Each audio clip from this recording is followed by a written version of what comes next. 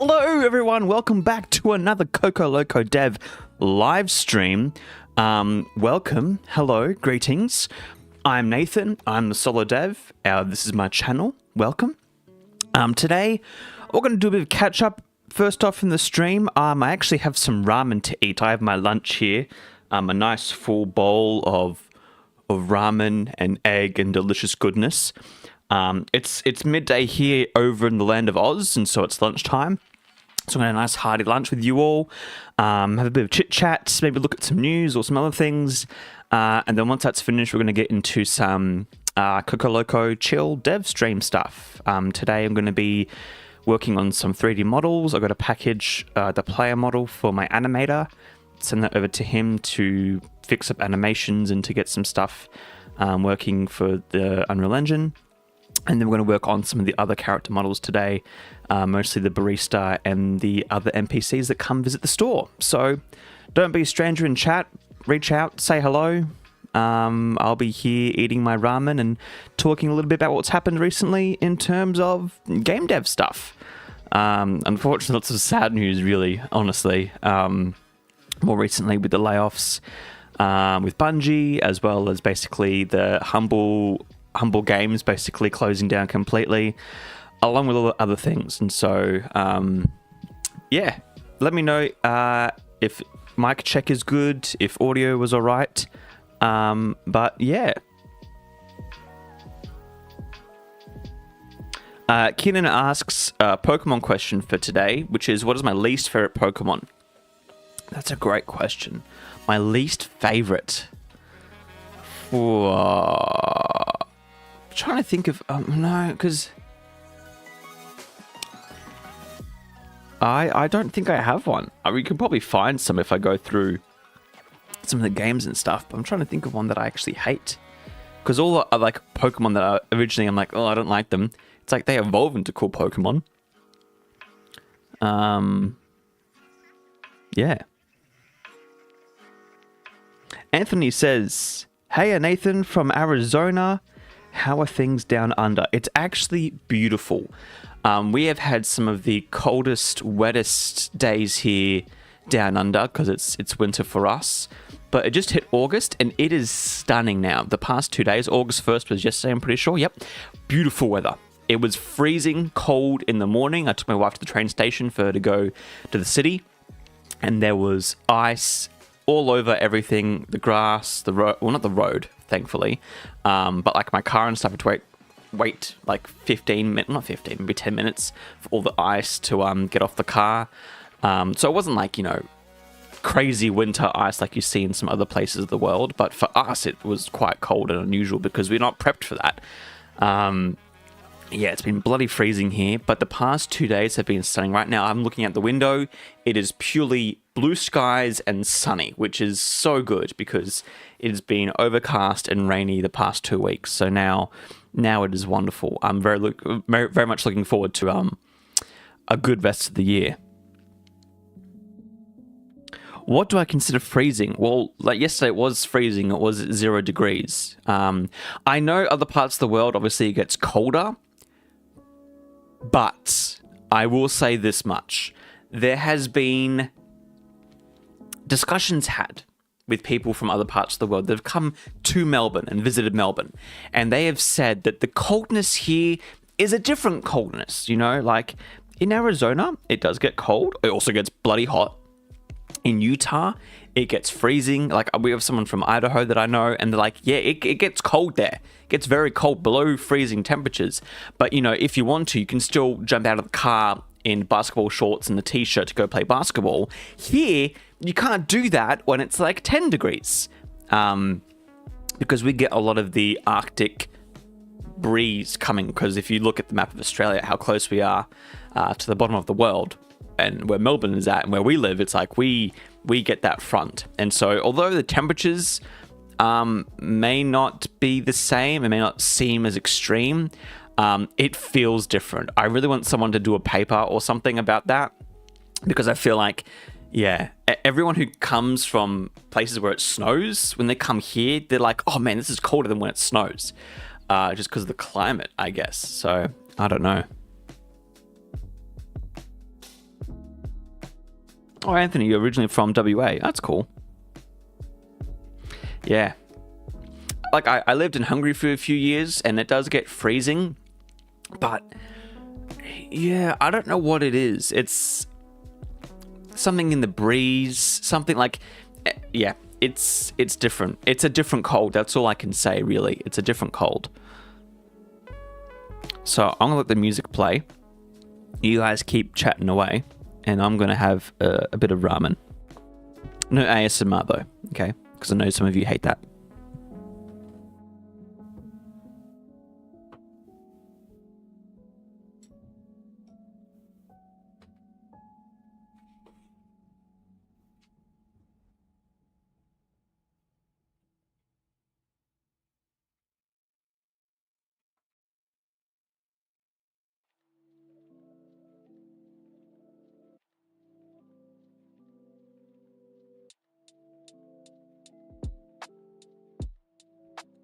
When you guys say WA, do you mean Western Australia? Or are you talking about somewhere else? Just want to double check. Because when I say WA, I talk about Western Australia. And if so, it's cool that you guys are, Western Australia, then move elsewhere, because at least you kind of know what the Aussies are like.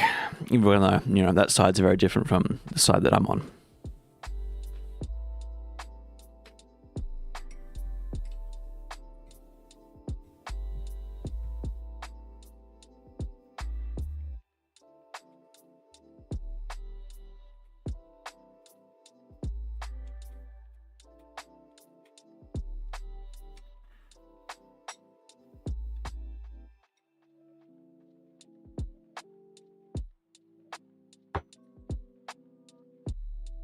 Yeah, see how to guess that WA would be Washington.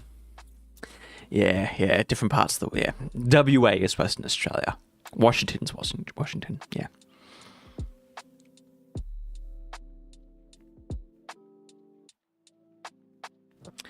Yeah, no, don't worry. I know about Washington State.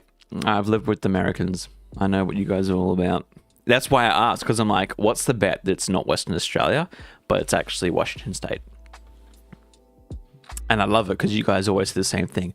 Oh, I live in Washington. Oh, Washington State, yeah? Yeah. And that's how you sound. Don't question me. Sorry, I don't mean come off rude. I just know. I know you Americans. And sometimes you make my job harder.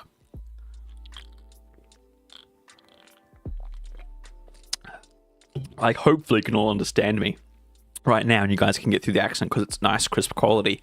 But sometimes I've been on the phone with Americans and they can't understand what I'm saying over the phone. And so I have to start pronouncing everything. Like one time I said, I bought a hammer. And they were like, what do you mean you bought a hammer? What's a hammer? And I said, oh, sorry. I went to the convenience store. What do you call it? The something store. On a warehouse. Like Bunnings. What's Bunnings? But I went and I got a hammer. And they understood me then. But if I said, no, I ain't never got a hammer, you wouldn't get any of that, would you? And even when I would order like McDonald's, and I'd be like, can I please get a Big Mac? And I'll get some fries, large drinks, and they'd be like, I'm sorry, what? I'm like, okay, sorry. Can I please get a large McDonald's Big Mac meal with a Coke and a large fries? Do you guys do ketchup? Yeah, I'd like some ketchup too, thanks. And it sounds like right now that I can't tell. For me, it sounds like I'm impersonating someone, like I'm doing an offensive impersonation. But for them, it's like, oh yeah, I understand you now. Okay, it's all good. It's really funny. Yeah, hardware store. Hello, AJ. Welcome to the stream. Another funny thing that happened was when I got on the plane to go to America, I flew Delta Airlines. And we're still in Melbourne. I'm still in my homeland, so I'm not expecting too much of a difference. But because it was Delta... the hostesses there, the flight attendants, were all from America. They obviously, which I would think that, when you travel the world on an airplane and you get different people, you'd pick up more on what people call different things, especially if you're like, going back and forth between America and Australia, you'd probably figure that out. But anyways, they were asking me what I want to drink, and I said I want a lemonade. And when I say I want a lemonade, this is what we're talking about.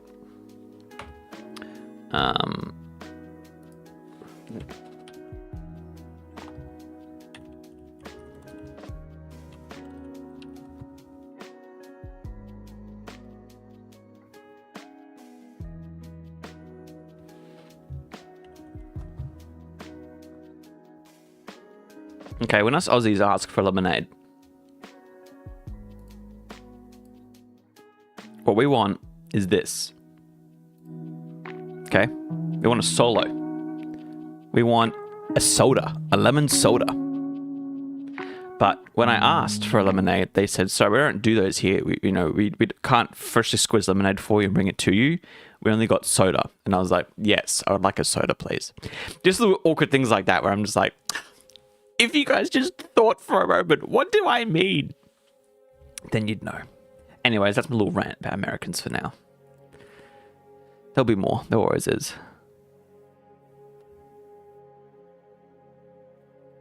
Exactly, Anthony.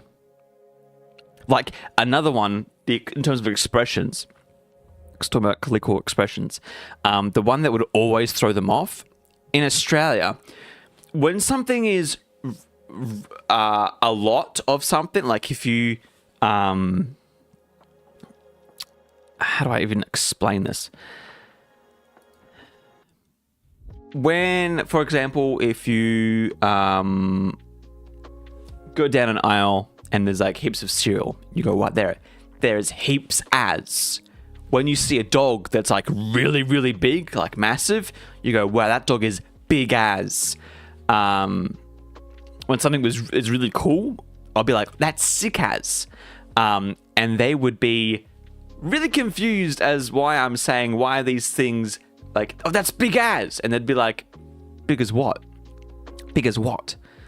Or I'd be like, that's big as. And they would be thinking I'm saying something else, not big as, like, it's just massive. They'd be like, I'm saying something completely different. So that was another little fun colloquial expression that they were confused about. Also the fact that we say heaps is just not a word used in the States apparently. Yeah.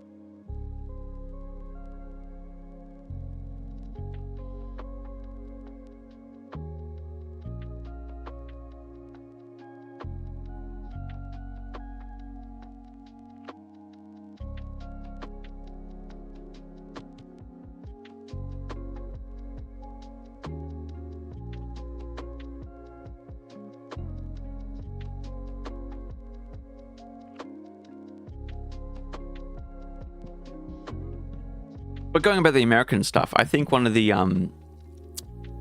coolest experiences I had, and this is why I'm actually such an advocate for online gaming, was back when I was like maybe 16, 17, and I was on GTA 5 with my friend, and we met these random dudes, and for once they were nice, they weren't griefers, and we added them on Xbox Live because that's what we were playing on, and we spent like from maybe 9:30 at night to like 1 in the morning just talking about our differences and our lives. Like this one kid, he was 14, he's like, oh man, I gotta go drive to the city tomorrow.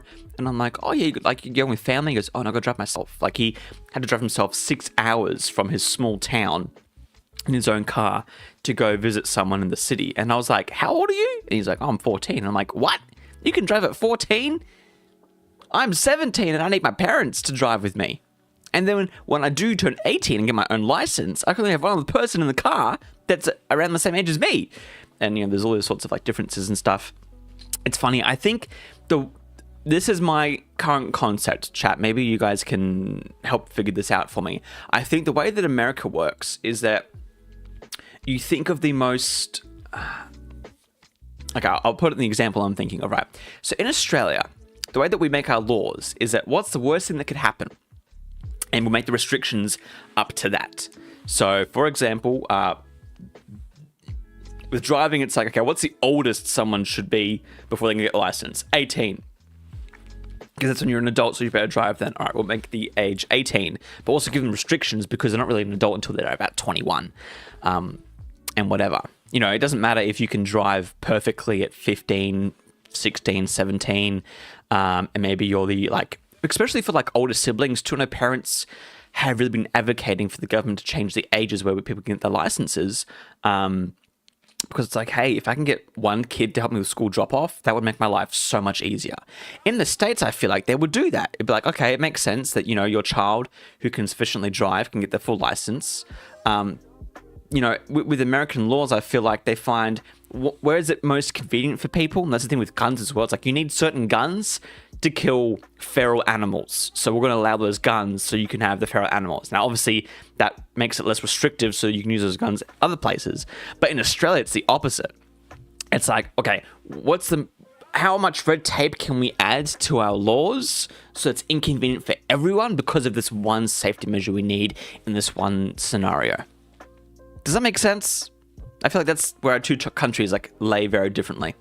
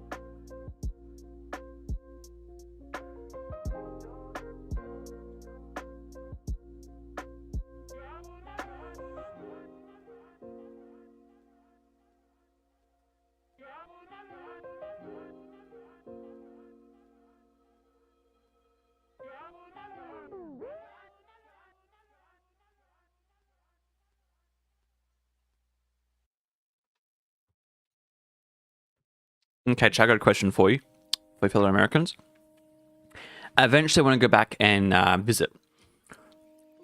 And there's a few experiences I want. One is I want to know the best place I can go to have a diner experience, especially like a late night diner experience. And the other thing is burgers, because I know there's Five Guys, In-N-Out, all that sort of stuff. In your humble opinion, which fast food place has the best burger? Or if there's a place near where you live that isn't a franchise or a chain, where do you think you can get the best burger?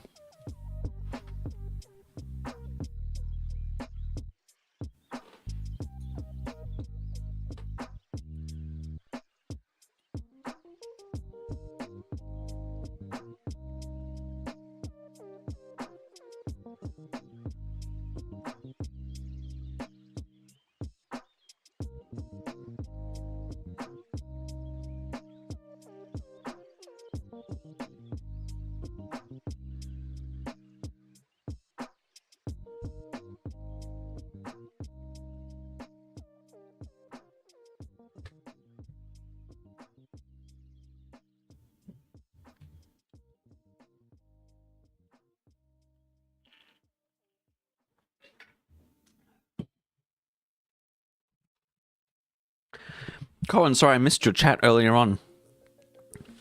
Welcome to the stream. Welcome, everyone. Wow, I've got a lot of lurkers today.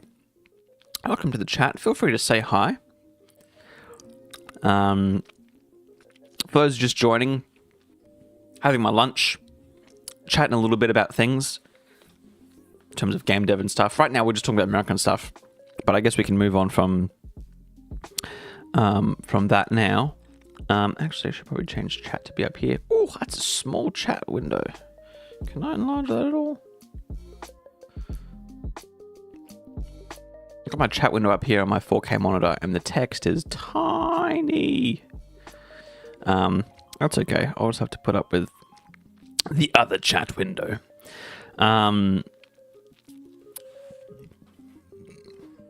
If those just joining, having lunch, going to talk about a little bit of game dev news in terms of the industry and how everything's crumbling and falling apart. And then we are going to be doing some 3D modeling, packaging the player model for my animator to work on, as well as some of the NPCs for the game as well.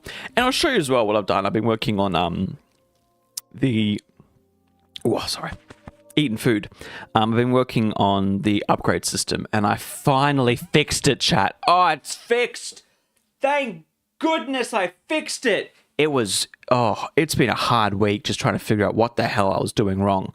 And I went to Discord, and instead of being helpful, they were just like, this is all wrong. This is all terrible. You are not doing any of this right. Just relearn the entire Unreal user interface system. Just do that and you'll figure it out. And I was like, I just need help with this one problem. Can you help me solve this? No, just figure it all out. Learn it all again. But don't watch YouTube tutorials because that's where it's just wrong. And I'm like, all right, where the hell did I learn it then? Well, documentation's not good either because they don't tell you everything. And YouTube's not good because they learn bad habits. And this guy was just like, what the heck? And then, because it was in like the blueprint section of this Discord server, people were just asking other questions and we're just like, yeah, this, yeah, that, yeah, this, yeah, that, and just, irrelevant to my thing. And I was like, what is this Discord server? Not helpful. Not helpful at all.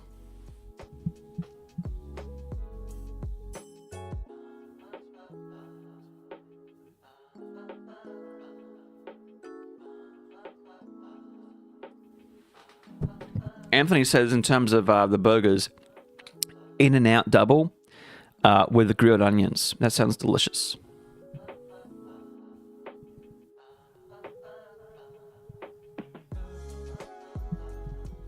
Anthony asking if that was your question, were you using the new Unreal Engine smiley face?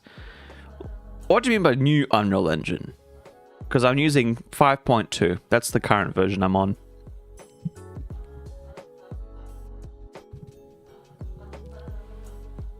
Oh, hello, David. David Johnson, hello.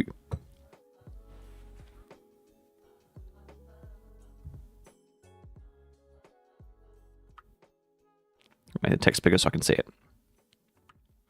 Daniel Z. Johnson says, hello. Let me go out on. I have you on in the background while on a production release that is going less than ideal. I'm located in Texas, USA. Oh, Daniel, I'm so sorry to hear that. Oh, that sounds terrible. Like an awful time. I hope that my background noise can drown out some of the suffering that you're having. And welcome. Thank you. Hello from Texas. Wow, that's awesome. Yeah, Anthony, greater than Unreal 5. 5.2. I think we're at 5.4 now, aren't we? Or we're I know 5.3 came out. Let's open Epic. I think they've been announcing things for 5.4. And they did hot fixes for 5.3. No, 5.4 is out. Right. 5.3 had a lot of the big stuff though, but nothing that I've needed for my use cases as of yet. Unless they revamp some of the systems I'm working in, I don't think I'll be updating for Coco Loco. But I probably will just go to the newest version for... Actually, I think I already started the next project. Did I? Yeah, I did, and it's at 5.2 as well. But that's fine because that's just prototyping a little bit.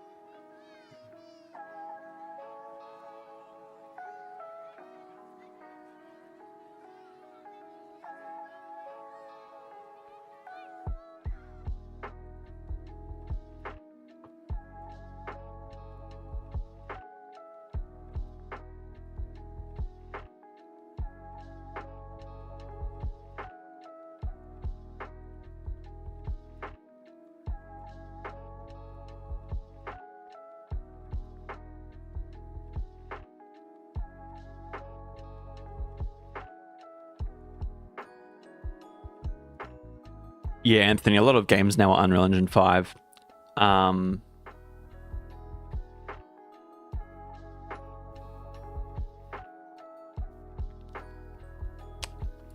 my gosh, why is Bloodborne trending again?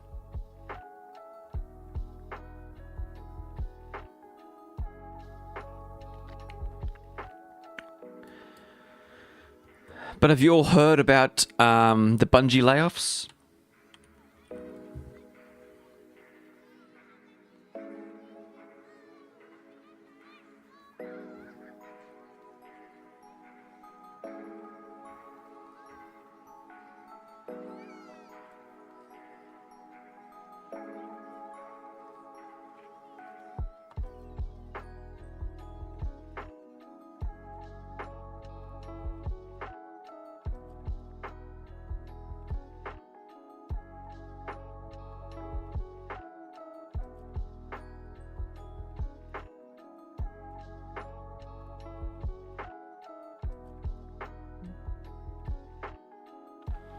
It's funny, I chose balanced ads for the stream, but I feel like they come up every like 5 minutes or something. Yeah, Anthony, you saw the Bungie stuff. What do you all think about the Bungie layoffs? Because I've got my opinions on things.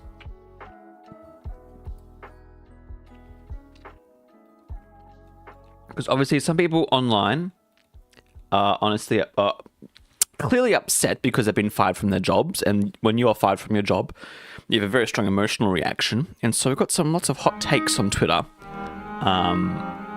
But yeah.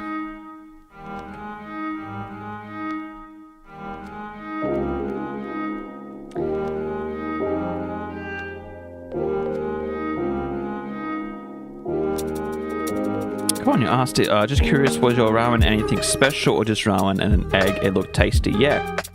It's this ramen I picked up from supermarket. It was on discount because no one was buying it, and I checked other stores. It's because it's really expensive. Not really expensive, but it was like $10 a packet, where it was on sale for like $4. So I was like, all right, cool, I'll get it. It was like a nice big packet. And it's spicy ramen. Well, it's advertised as that. Not really that spicy. I think my spicy tolerance has gone up. I'm not 100% sure if that's the case. But Anthony, I want to rebut some of the things not rebut, have a discussion about some of the things you're saying. Because you're saying we're getting a lot of layoffs due to all the wokeness stuff. The fans are rebelling. I actually, for this case, I don't think so. Especially for Bungie. A lot of the things that have happened in terms of AAA, you have those instances where obviously, for example, Suicide Squad, I think when that thing goes bust, that's going to be, fair point. They did not do what the fans wanted, and that's going to be their own fault for it. Are you getting double? I think you are getting double. I'm sorry. Is that better? Is that quieter? I apologize. I think, okay. Or maybe that's too loud, isn't it? I'm going to turn that down and turn this one back up. But in terms of Bungie, right, what has happened, and this is the same with Microsoft and Activision, is they've had all these giant acquisitions. People have bought out each other because it was the COVID boom. Lots of money was made in the industry during online because everyone was buying things because they were stuck inside. So how did they escape? They buy video games and play video games. And so you'll see this massive spike during 2020, 2021, 2022.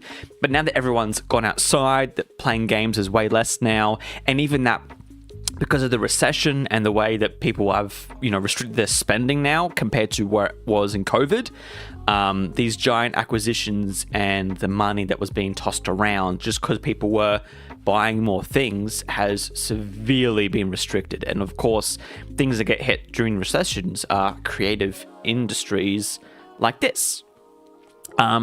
This is also not new at all for the games industry. Let me just grab something.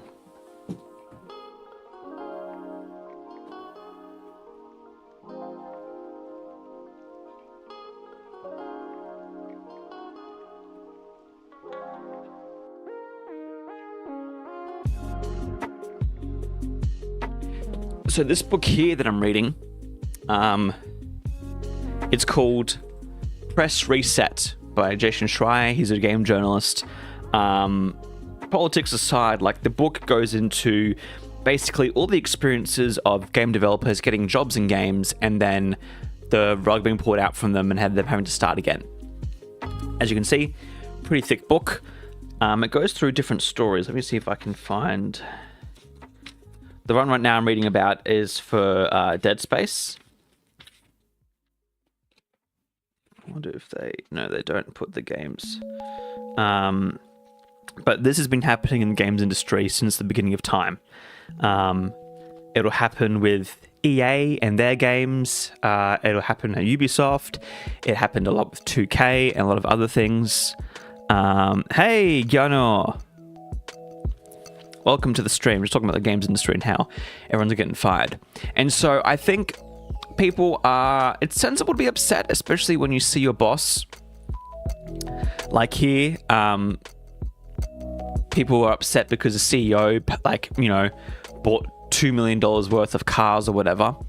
But at the same time, I'll be 100% honest in saying, once you get a job in the games industry, especially when you work in AAA, you should know that your job security is always on the fringe of being destroyed. Like, you are at the hand of corporate executives all the time. Would any of you say that Dead Space, when it came out, was that a bomb? Did that fail? What do you think of Dead Space?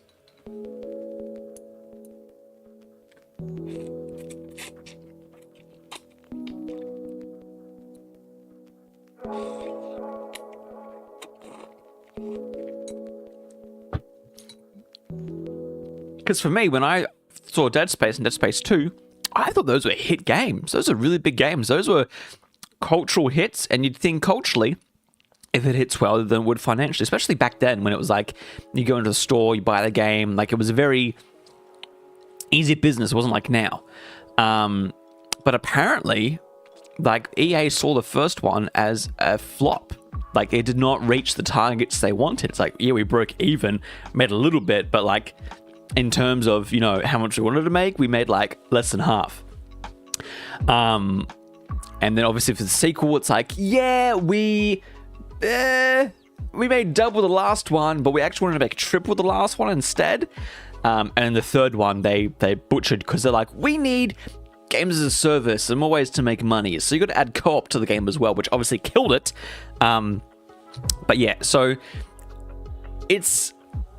And this is the thing now. As someone who is in the game dev industry, although I'm not working, I'm going to all the events, I'm making my own game, I look at this stuff with a laser pointed focus because this is the industry I want to make my own business in. When I look at businesses who are scaling up, who are hiring new employees, and especially in times of growth, scale up a lot. If I was any of those people, I would not at all be counting on my job being there for more than 2 years. So what happens is with growth is that it eventually plateaus. And when it plateaus, those roles and skills and stuff get dissolved. Now, going back to this whole woke crap.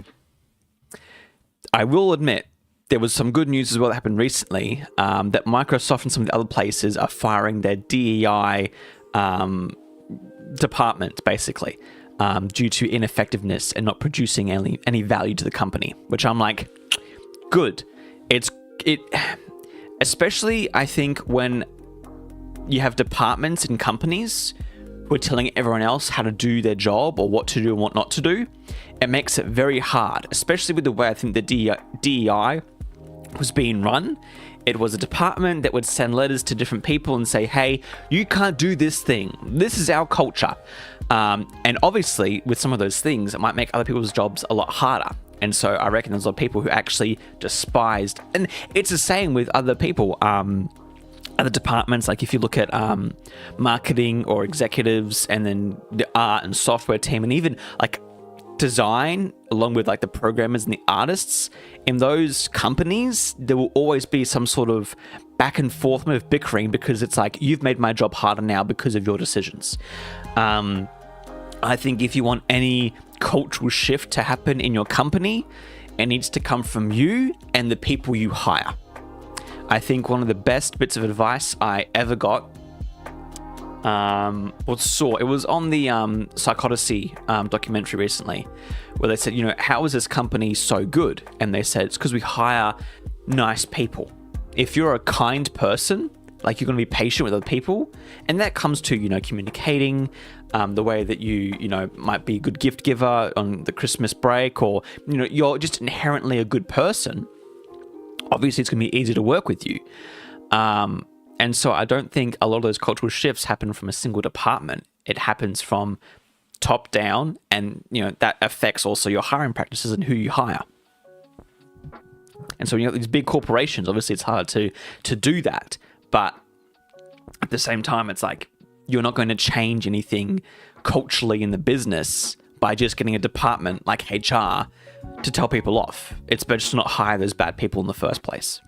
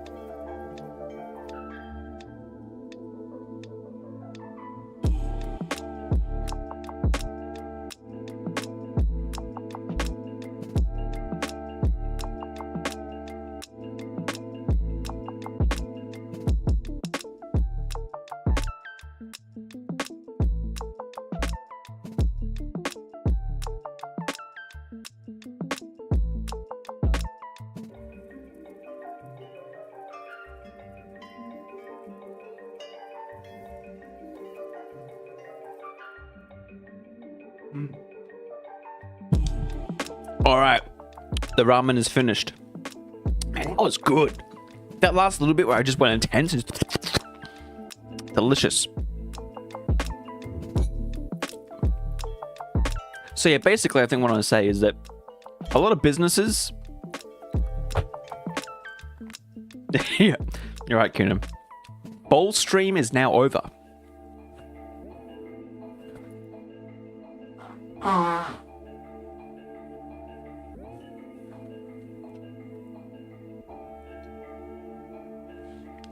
Yeah, Colin, that's good. What are you working on, Colin? As Colin said, with the situation throughout the games industry, I feel motivated to work on my indie game. Give me the elevator pitch.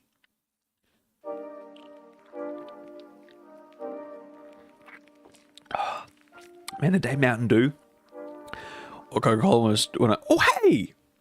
Hey, May! Joined the club. Thank you, my good friend.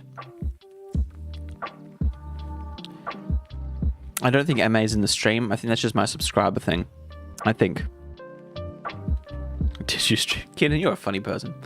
But no, I think going back to what I was saying before.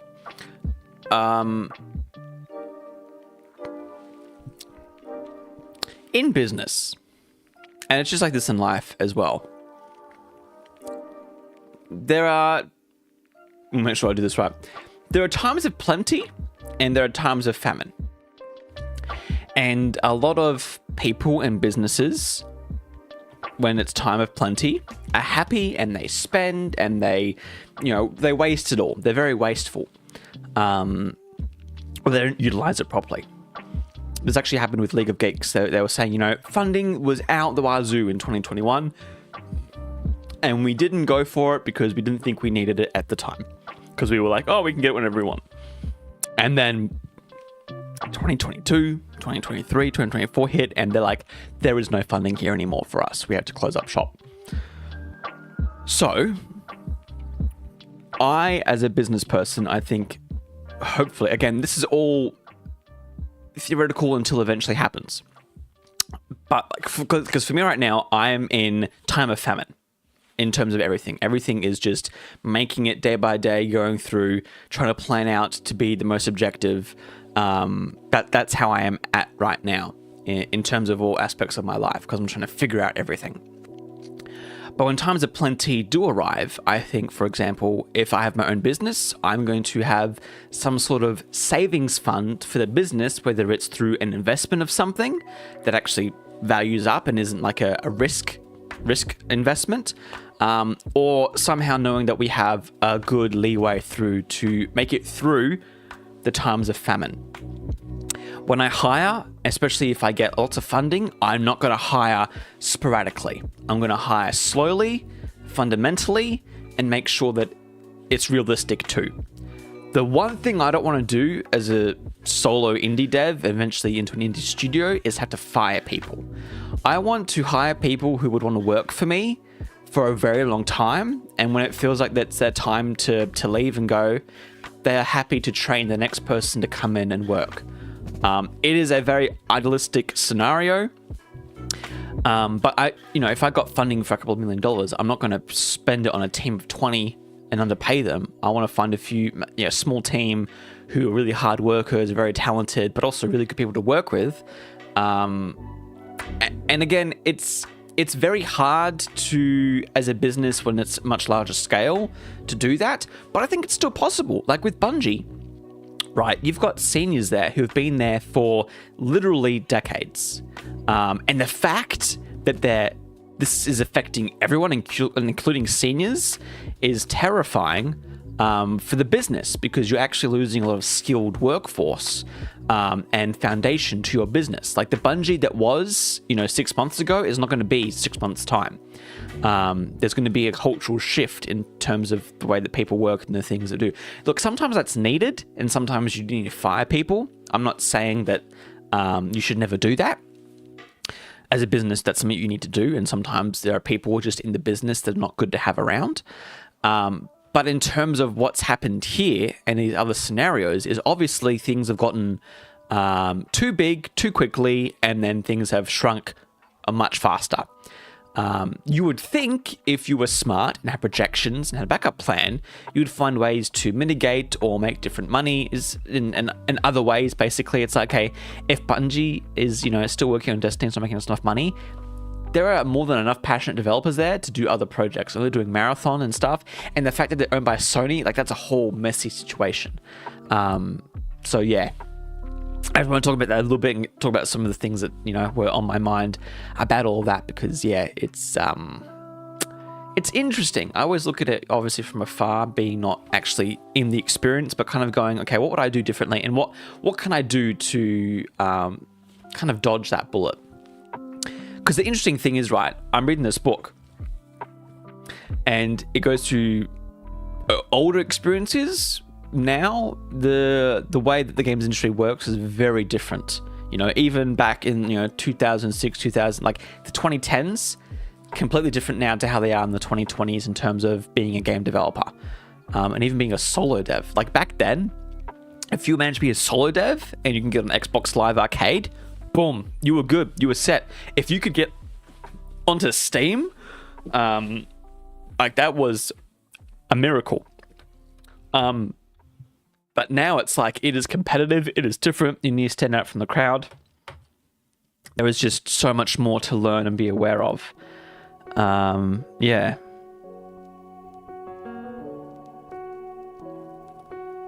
Oh. Okay, I have no idea how to say her name. R.I. Kamen. Arcayman said, hey, just wanted to say thanks for those cheat sheets in Unreal Engine. Very helpful.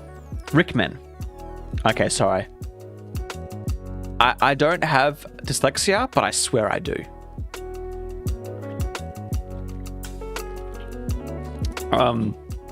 You're welcome, man. Those helped me a lot as well. I printed out, it was the blueprints cheat sheet and the shortcuts in the editor cheat sheet. But I actually, when I was making the video, I went back and I saw that there's way more and was like, I just need to link this whole thing. This whole thing is so helpful. Actually as well, I have another link. I'm going to do a link in the description, guys.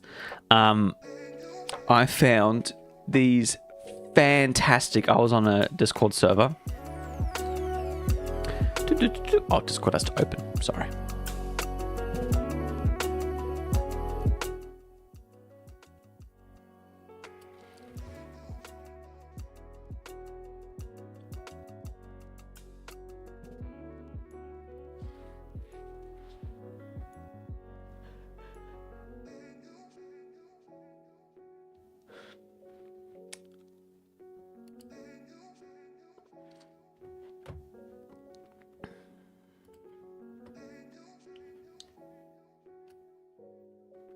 But check out these. These are mouse mats, and you can get them for Unreal Engine.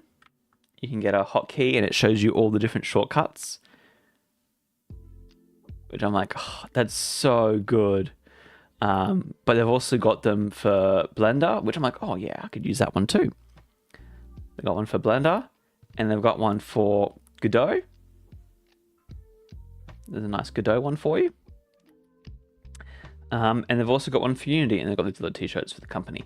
But I will link this in the chat, and you guys can, if you want to, go grab one, because I can't because my standing desk and that sort of stuff. But if I still had a regular desk with a regular mouse mat, I would totally get these.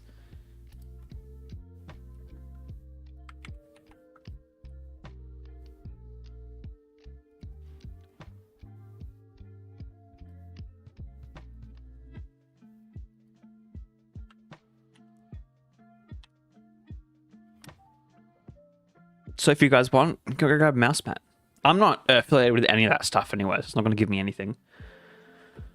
But it's a cool idea, and I think if people get money for those products, they'll make more products like that. So then I can grab one too.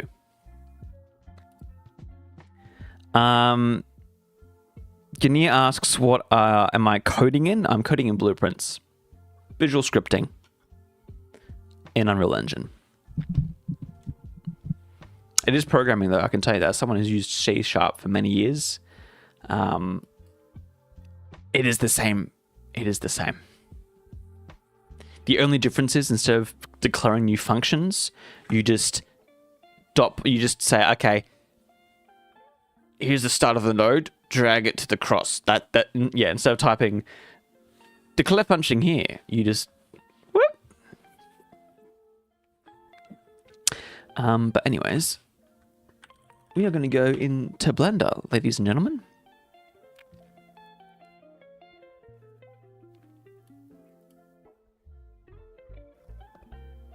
Yes, hero of game, blueprints all the way. I love blueprints. I love blueprints so much. Actually, we'll open Unreal Engine 2. Where the heck is Coco Loco at? Coco Loco! Where's Coco Loco at?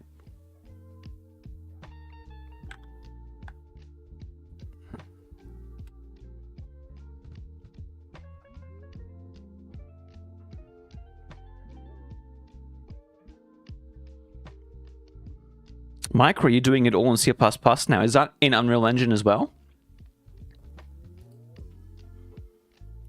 You're doing it all C++ in Unreal? Because that's eventually what I'm leading up to, but not yet.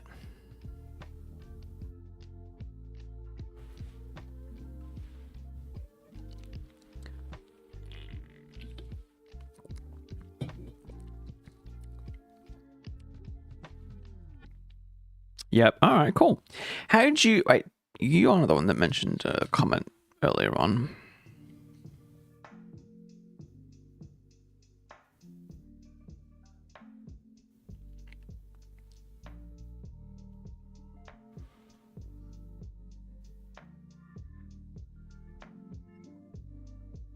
Yeah.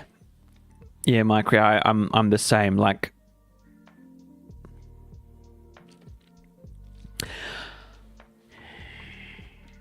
I think it's helpful, especially when you're doing certain things in blueprints, because obviously you can just end up making it a node instead of it being blueprints. I know you can, like, obviously, what you call, not extract them, contract them or whatever.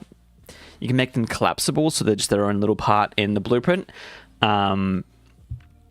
Like, I want to learn C++ because that's what you need to be Unreal Engine engineer for a game studio.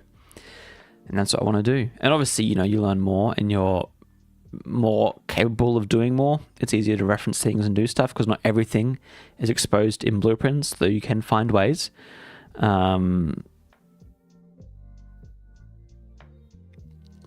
Yeah, Micro, the C++ code you learn in Unreal is Unreal based, not necessarily full C++, which has actually been confusing because I've been learning C++, and then when I went to Unreal, I was like, I don't know how to do anything. This is all Unreal stuff. I just know C++ and C.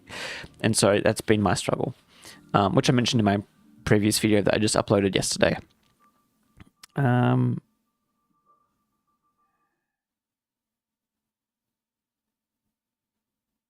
still getting comments. That's good.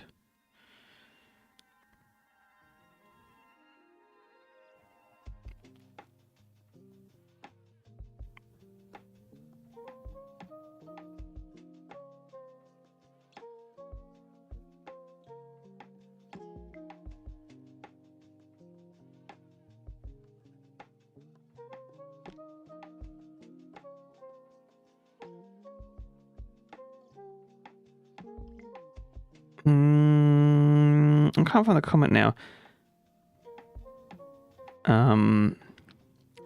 But someone mentioned, you know, what they've done, how they've learned C++ is Unreal is that they'll do something in blueprints and then basically turn that into C++. And so they make a player controller in blueprints, and then they will transfer it into C++, and that's how they've learned C++ in Unreal Engine.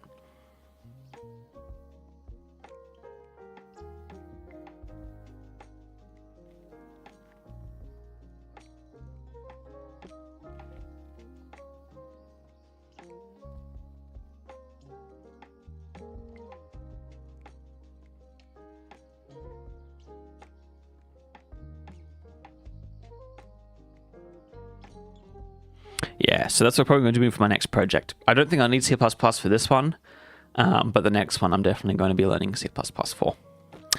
Can't you... Yeah, Rider is the one that... That's the other thing, actually. Getting an IDE to work with Unreal and C++ is not as easy as with other engines. So go on, you can use Visual Studio. I've heard Rider is the best and easiest out of the box, but that does cost money. You can get perpetual license for it. That's what I should do. Oh, okay. Sorry, that's just ideas of things I need to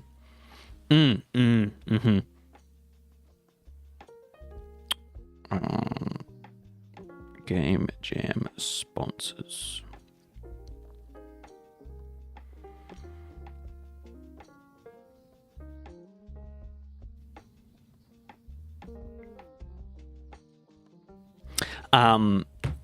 Yeah, there's so many bloody things I need to buy that I don't have the money for right now. But Rider's one of them. I know she usually have a big sale, and so when next time there's a big sale, I'll probably get it.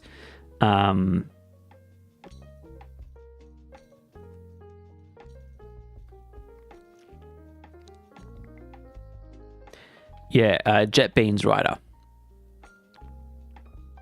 You can actually, Colin, there's a way to get access to it. Because every month they have like an early access version of Rider, and it gives you a 30-day trial to access the version.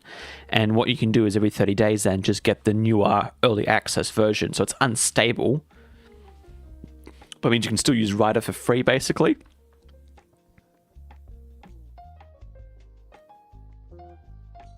Ooh. Hey, could you send a link in the chat for that? Oh, to check a look.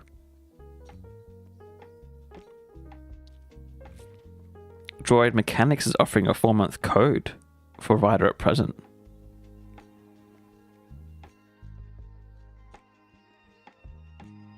Yeah, exactly. That's right. Perpetual license if you do it for a year. It's just getting that money for that. Because other things pop up instead. But I would love to have Writer. Once I commit to learning C++ and Unreal, I think that's when I'm going to get Writer.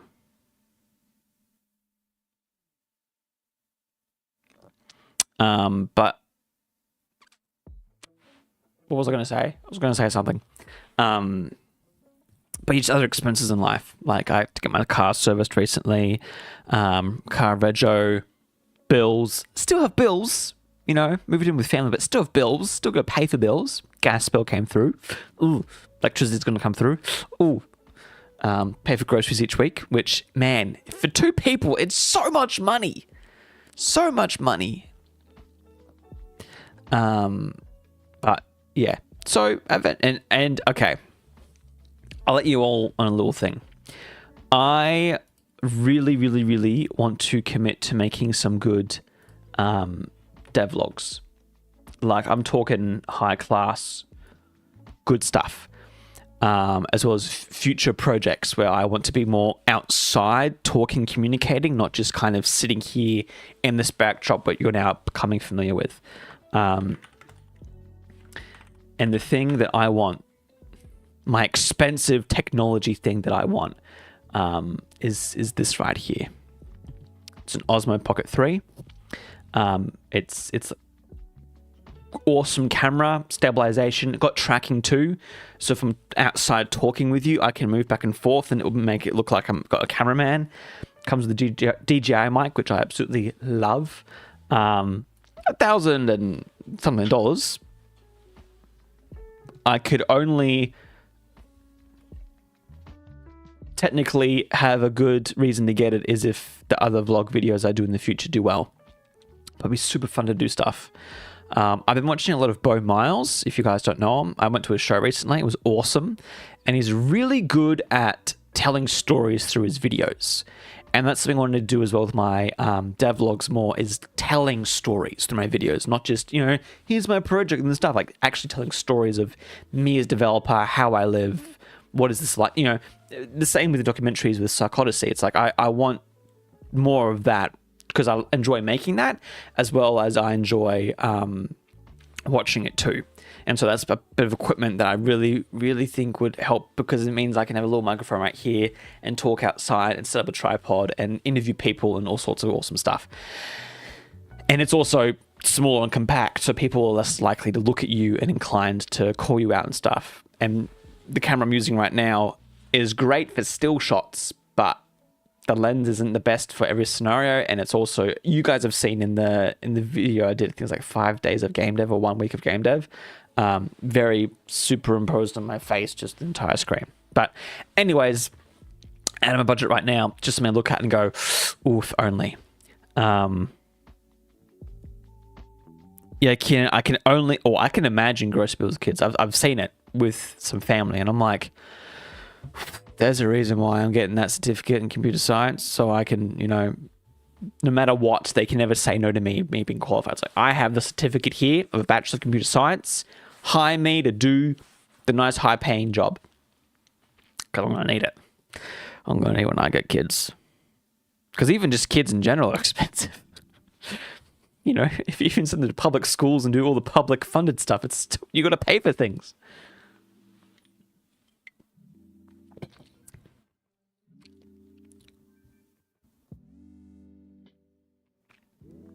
But Cree, you just left full-time employment and gone full indie. That's awesome to hear. I guess I kind of have, but not really.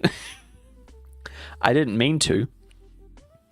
Just no one else will hire me for casual work.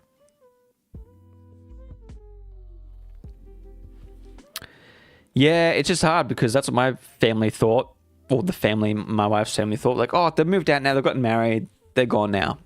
3 years later, we come back.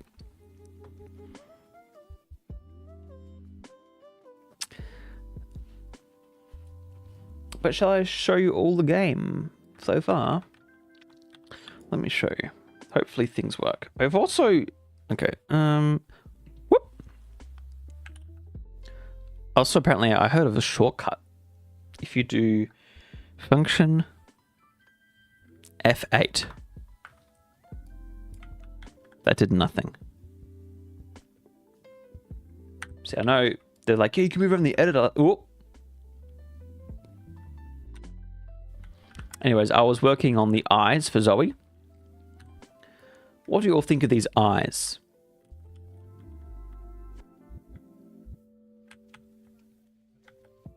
They're a little bit odd from this angle, but since everything's going to be on this angle, I think they look all right. I think they look pretty good. I'm actually impressed. They're not going to be blue, they're going to be brown.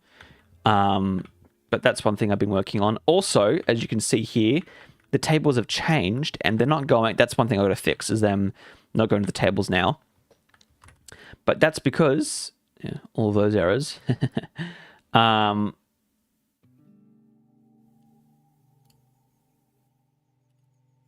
If we go to the results screen here... Lots of different monies and things because of testing. But we have an upgrade screen now. Look at this. Oh, and we can select different items. And it works. These ones are all the same, so they all select themselves at once. But now we can select things. I'm yet to plug all of this in so they all actually see and do different things. I was getting the table stuff done. Also, I want it to be whatever's selected is highlighted and everything else is dark. But we now have a selection screen, which is fantastic. Figuring that out with saving is very difficult.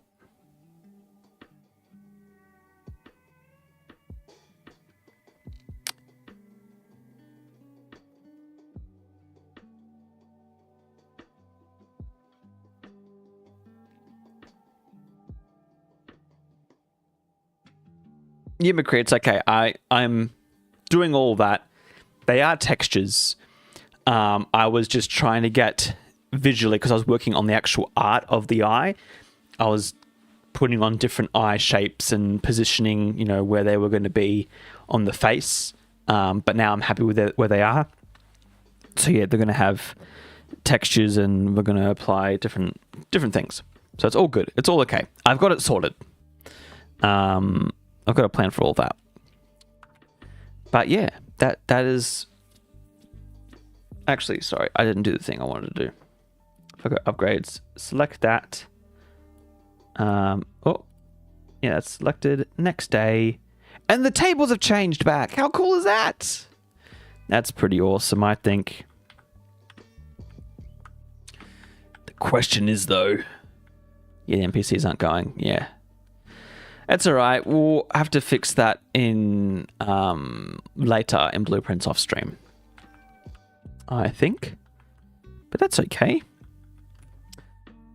Because of different references. I don't think the gameplay tags are properly on the objects, which, yeah, that's fine. That's easily fixed. What we are going to do is we're going to package this FBX model. I'm going to double check to make sure it's got animations. It doesn't. Okay. That's so weird. Oh, it doesn't have animations.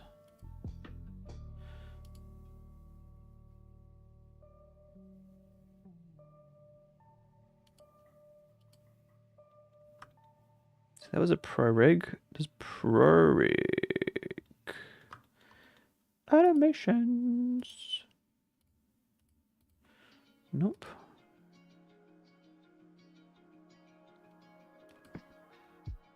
Yeah, see, the base character has stuff.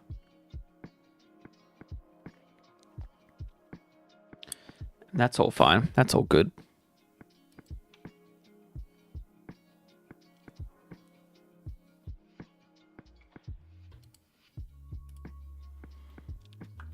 I think we're just going to hook up all the textures for this and then send it off to the animator to work on.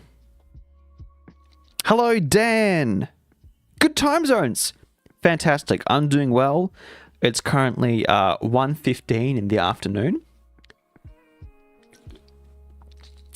It's been a great stream so far. Good chats with everyone.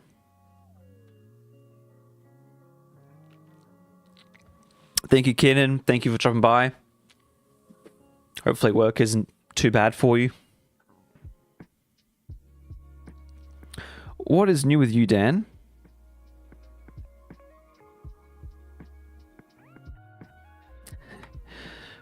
McCree, you don't like my Melbourne time?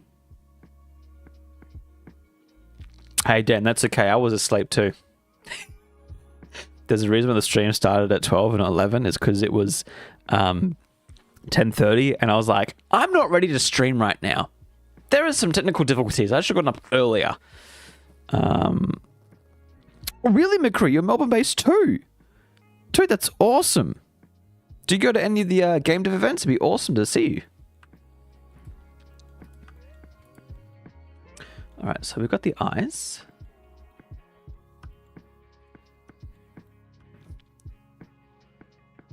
Hey, really? And we haven't met?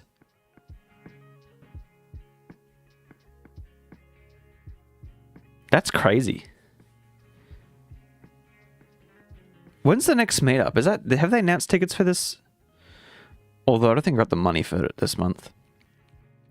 For those who don't know, the first Tuesday of every month, the International Game Developers Association does a meetup in Melbourne for game developers. Yeah, I wasn't the last one, McCree. Unfortunately, I got double booked, out of my control, so I didn't end up going. Hey, Dan, happy birthday for this month. I'll ask you how old you're turning, but I'm afraid to ask because sometimes people are like, yeah, I'm turning 18. And I'm like, you're young. And some people say, yeah, I'm turning 40 and I have a midlife crisis. I'm like, I can't help you there, buddy. I'm not quite there yet. Hey, 26, August 12th. That's not too bad. I can give you some advice. Your back will start hurting more. Yeah. And you have a good leg and a bad leg if you don't already. That's my advice.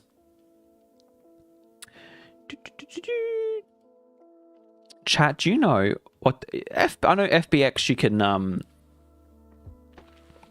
store textures, but is there a best method, especially when you're working with Maya, of storing textures and stuff onto models?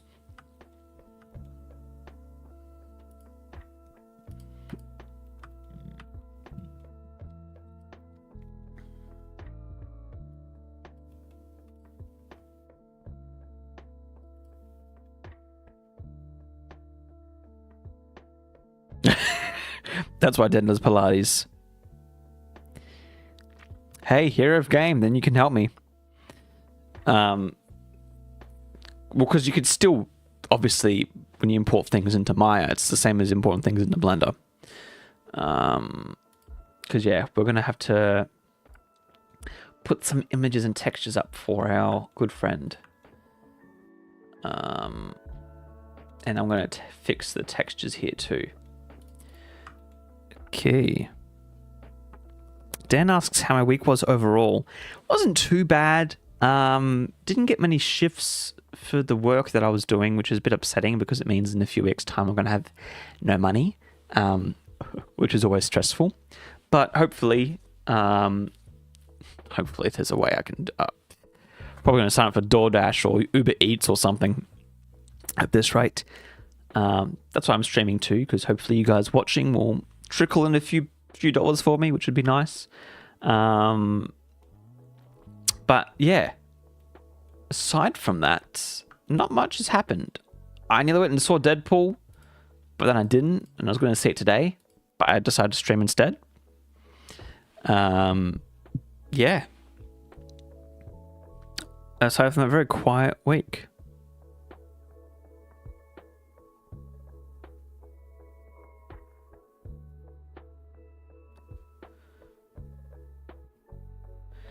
Yeah, that's fine. For me, Hero, it's more of when I export it into a FBX and send off the files, will the images be stored within the FBX, or do I need to also hook up the images into the folder as well?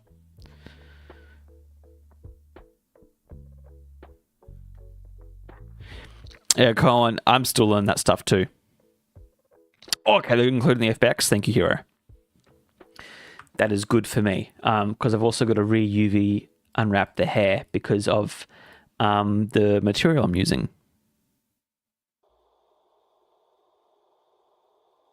Yeah, and Unreal 5 will auto add the images. Yeah. All right, cool. Cool. Then let's find the textures. I'm going to go open my files, Unreal Engine.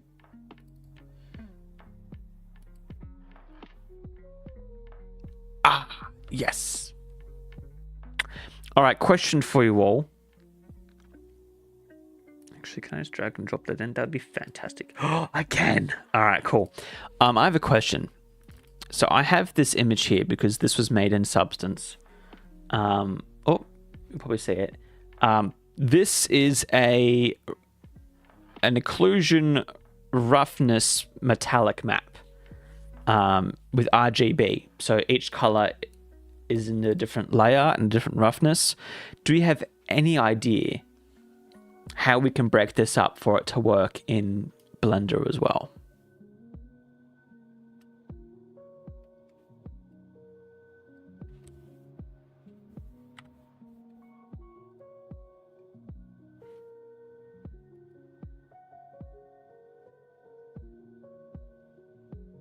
Okay. Yep, PBR texture. Cool. I will add the normals and the base colors, and then I'll do that other stuff because there's obviously different parts of this. So let's start off with, or is it?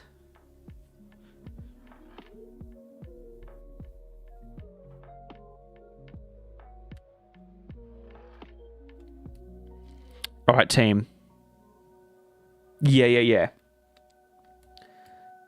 But is there a way how do I do this in the notes?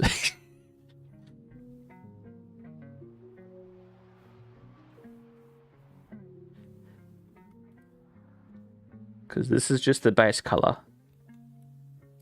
There we go. Look at that. This is the normal.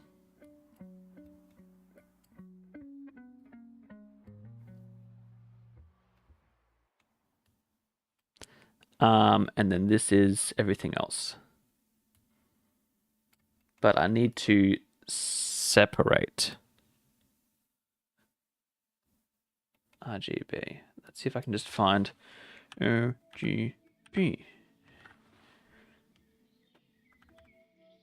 RGB curves? No.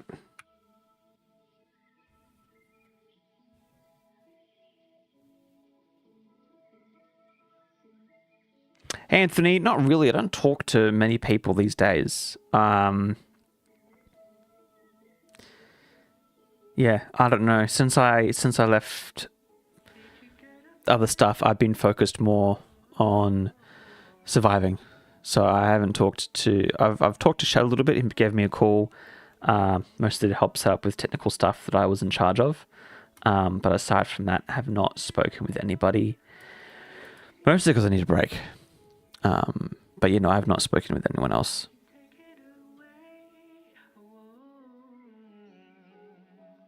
Break channels. I could probably Google it, but you guys are my Google now.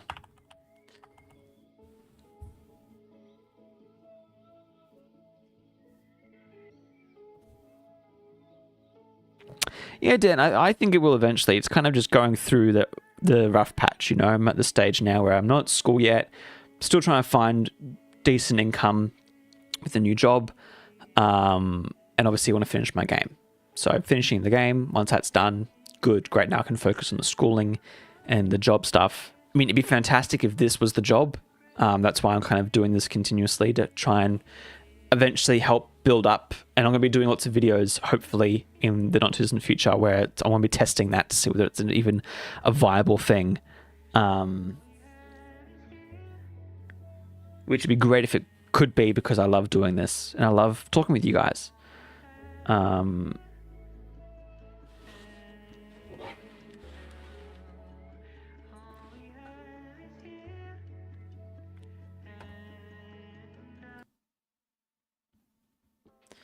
But of course, it will improve eventually. Oh, yeah, Dan. Oh, online courses? That's good. Mine's all in person.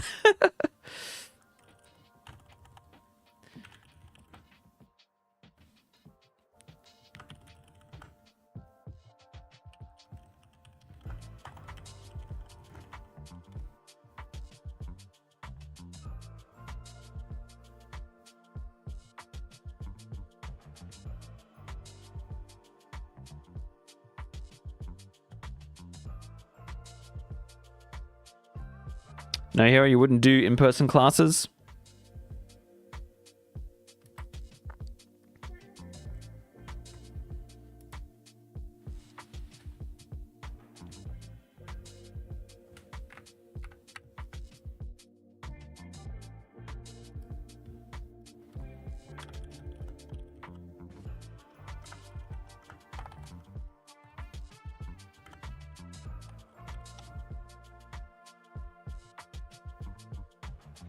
Ah, right, you prefer in-person.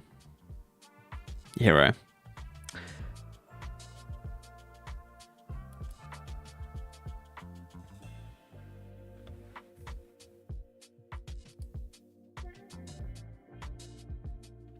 They say if you do separate RGB.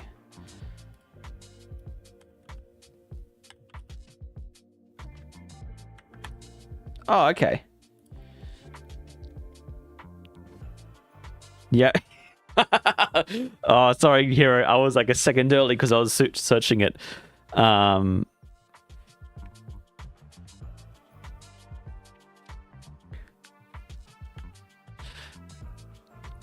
then we know G is metallic. R is occlusion. Where do I plug in occlusion? And then blue is roughness. Oh! No, that's not right, is it?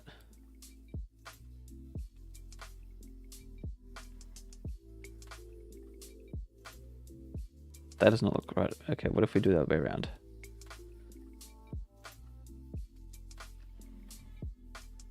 That looks more like it.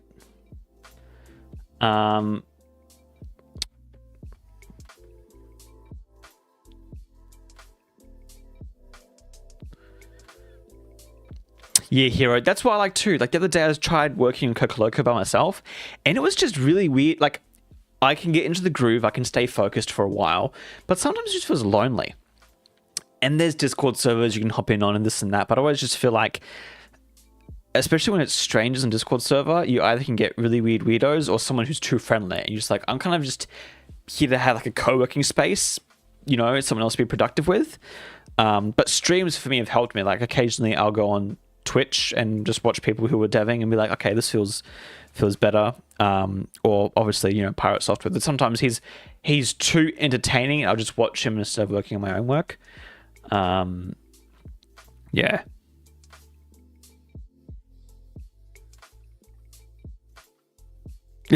Yeah, Dad, no one's too friendly. Like, it's okay to be, like, nice and stuff. But especially when it's like, I'm there to work, I just need someone else to help keep me accountable. When it's not about accountability now, it's just like having a chat and that's all you're doing, you're not working anymore. That's where I'm kind of like, I want to do my work. That's just what I mean. Like, when you first join in, you can be like, oh, hey, what are you working on, this and that? But then it's like, okay, once we start working, let's work. But McCree, you're having trouble with squirrels. Really? Tell me about that.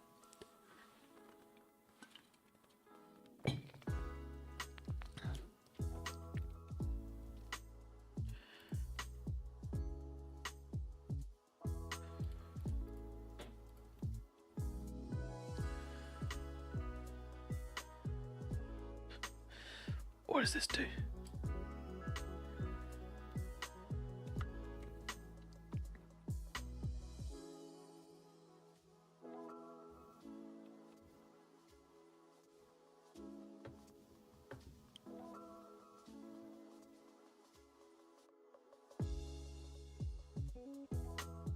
Exactly, McCree, yeah. Streams are great for office water cooler talk while working. Yeah, that's exactly it.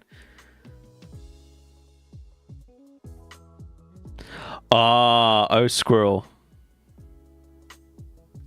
Working on a player class at the time. That's cool. Does anybody know where I put the ambient occlusion for Blender? Do you guys know where that goes? Because I don't know where it goes.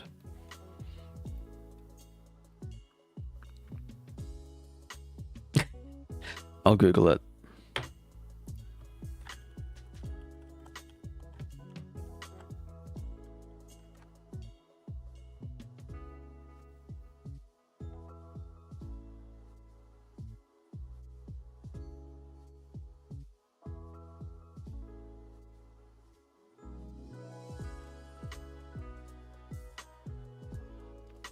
Oh, I might need to change it to... Apparently it's not in principled.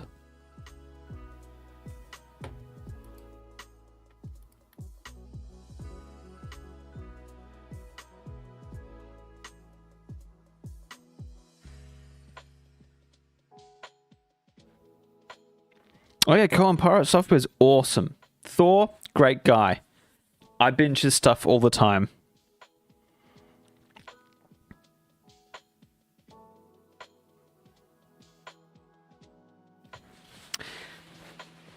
Yeah, McCree. I mean, I have the file. It's baked into the map, so I don't really need. Oh, I like having it though for this model, especially because of the bow and stuff. It definitely adds more depth to it. Oh, did I not paint? I didn't. That's funny.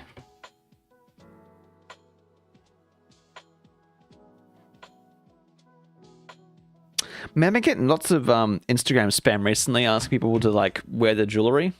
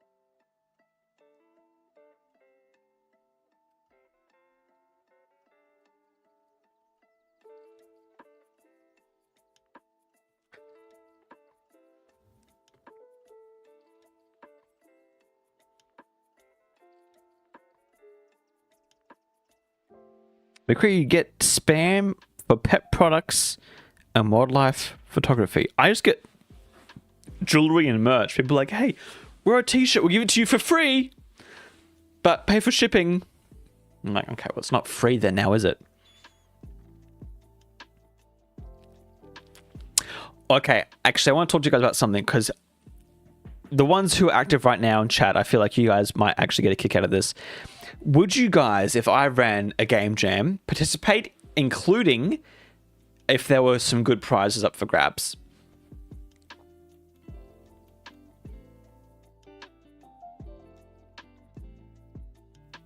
Heck yeah.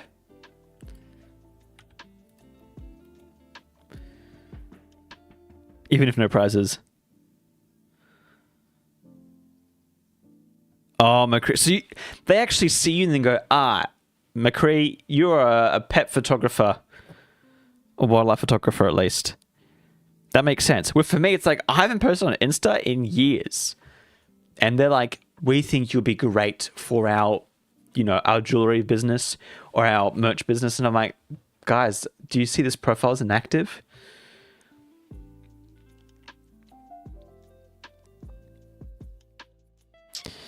Yeah, I'd probably do like a 7-day game jam.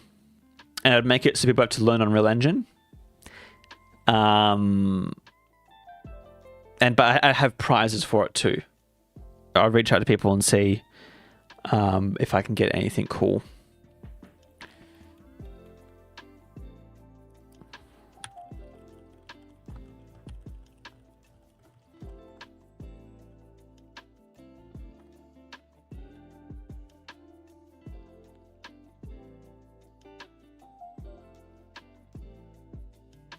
I watch a YouTube video.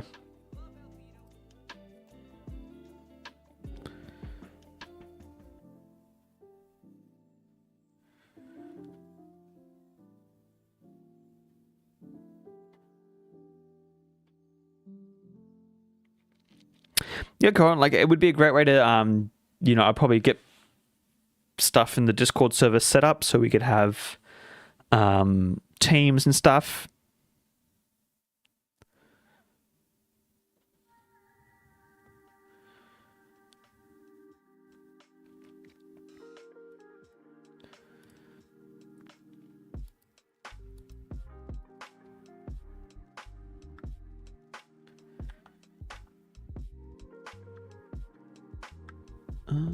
Okay.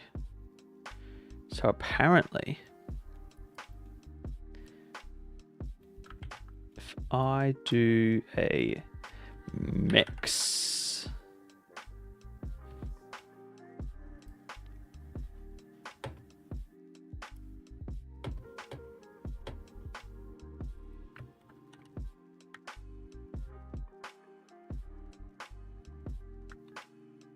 mix RGB, okay.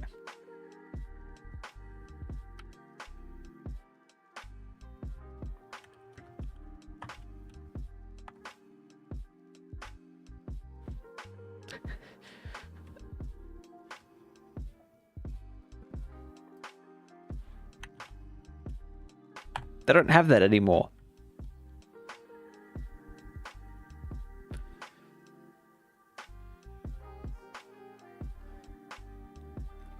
I feel like if I do a multiply,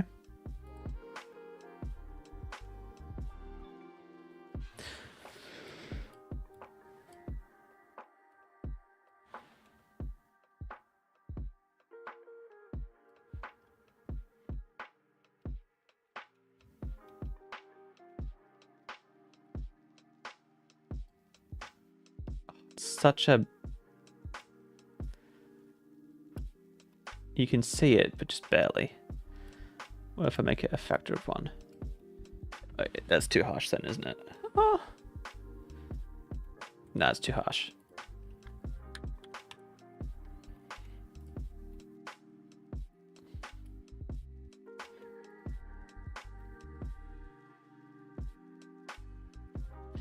But hey, that's that.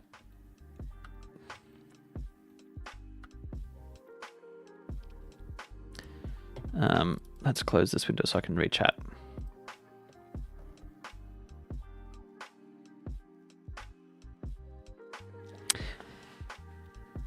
Yeah, Cohen. McCree's right. Like, game jams are the best, especially if you get a good, small, supportive team. Especially if, I think, skill-based, if you have someone a little bit better than you, they can kind of lift you up and won't get too impatient with you. That's the best that you can have for game jams. Okay, what's next? With hair, we don't need the hair. Actually, we want to do different hair though. So I'm going to have to go find that hair file.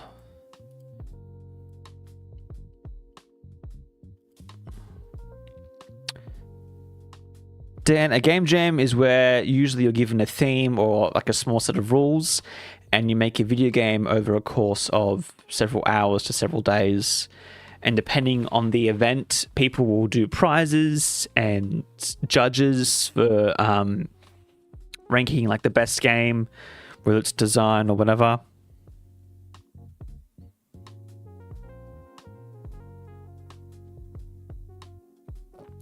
And there's always heaps of game jams now. Just go into itch.io and you'll see game jams all the time. All the time now. I saw one recently, another YouTuber participated in one in where the winners get a pizza. And I'm like, oh, that's such a good idea.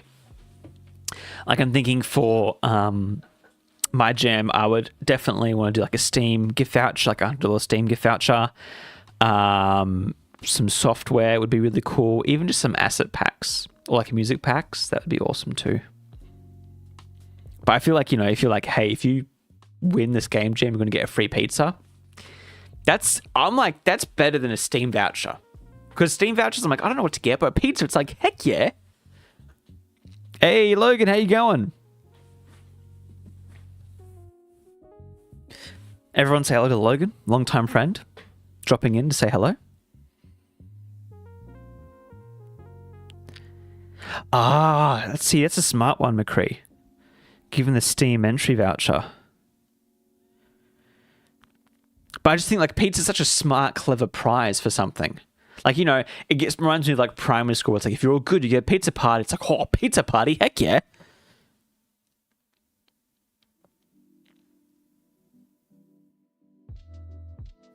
Yeah, McCree, that was smart too, having a game design document.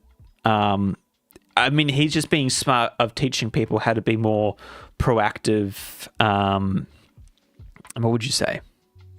More disciplined to actually make their game and stop complaining about stuff. He's very good at actually putting words into action.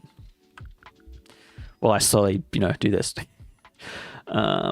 Textures is what I'm looking for.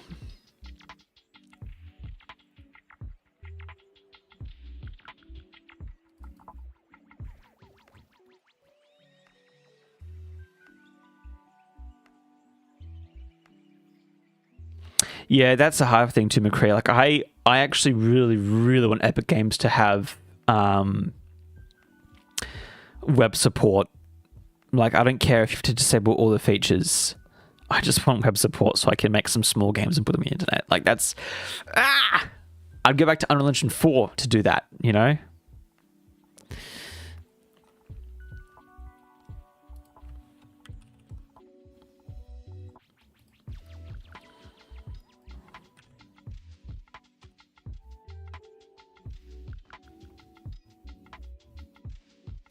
Yeah. I'm just sad they took that feature away. Yeah, 4.2 does web. Because it's like, I do Unity because that's the one I'm most comfortable with, but I want to kind of do Godot. Like, it's... Just let me do it on Unreal. If they can deploy to smartphones, they should be able to, you know, deploy to the web.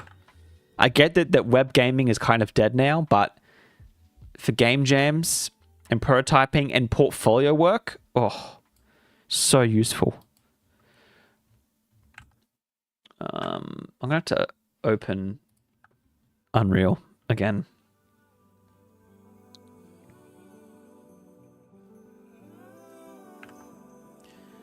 There we go.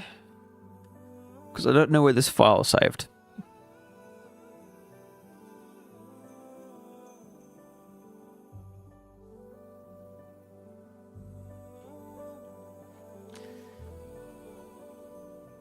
The song sounds so dreamy. Next. Yeah, HTML5.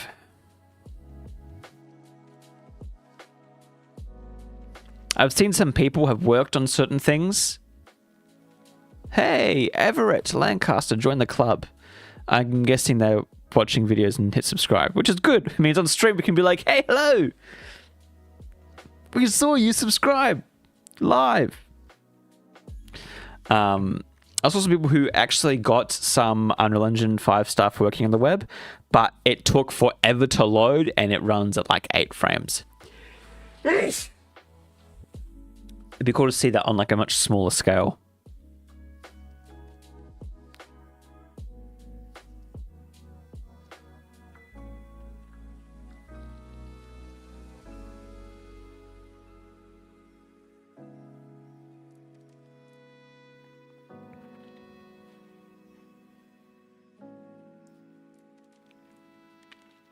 That's smart, McCree. I haven't done that.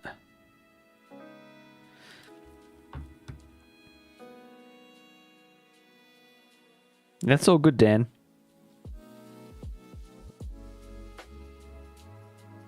Pixel streaming. Whew. So I've also seen that use case too, but it gets expensive, especially if you're just, hosting a game jam game. Yeah, exactly. 1-to-1 with the client server. I'm gonna go find the player.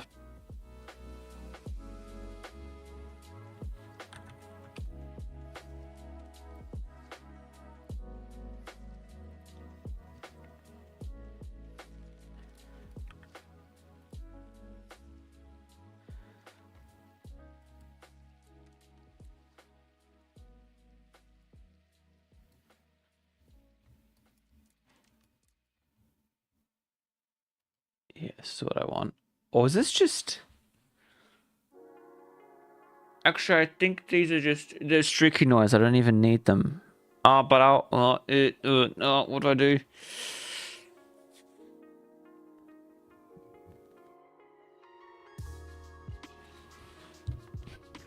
I don't know. Do I add the streaky noise to the Blender file? I don't think I need it. But I do need a UV unwrap. Different things. Anyways, let's just go keep with this other stuff then.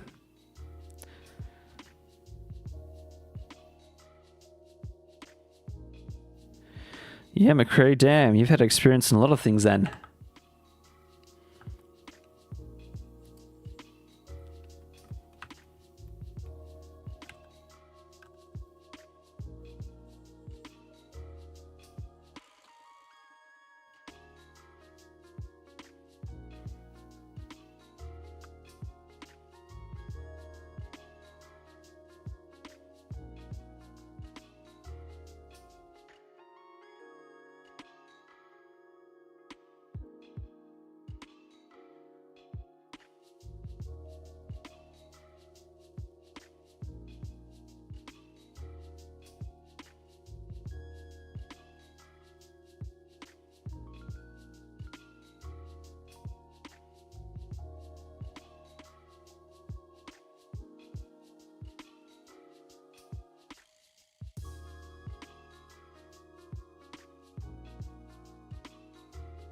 Oops.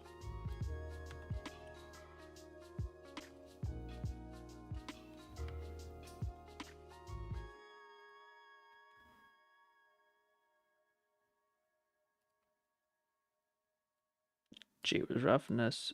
Blue. B was metallic. Oh, that's weird. Green was roughness. Huh. Why do I feel like that's not right anymore?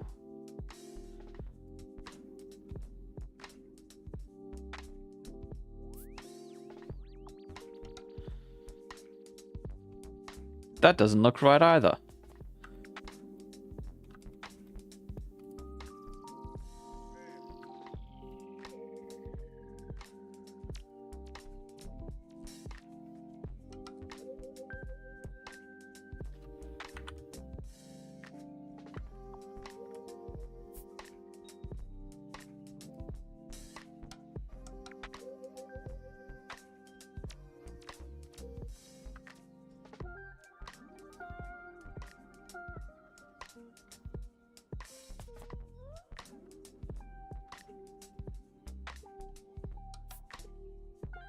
Weird.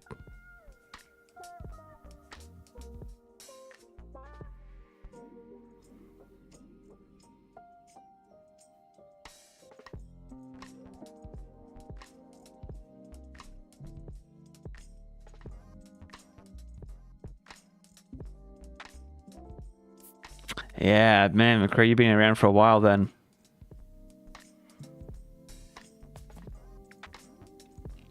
Hey, Leptonics, thank you for dropping by and saying hello. Appreciate that. Enjoy your work.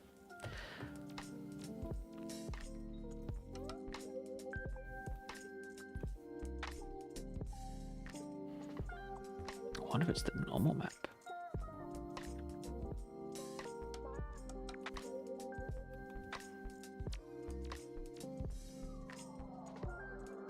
Nope. Okay, just double checking. I wonder if it's... Oh no, that's the roughness one. Yeah, don't know. I'm probably going to stream for another hour and a half.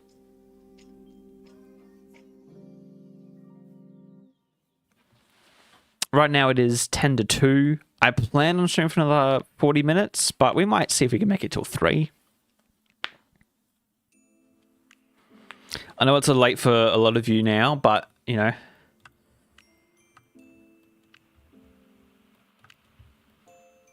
It is what it is.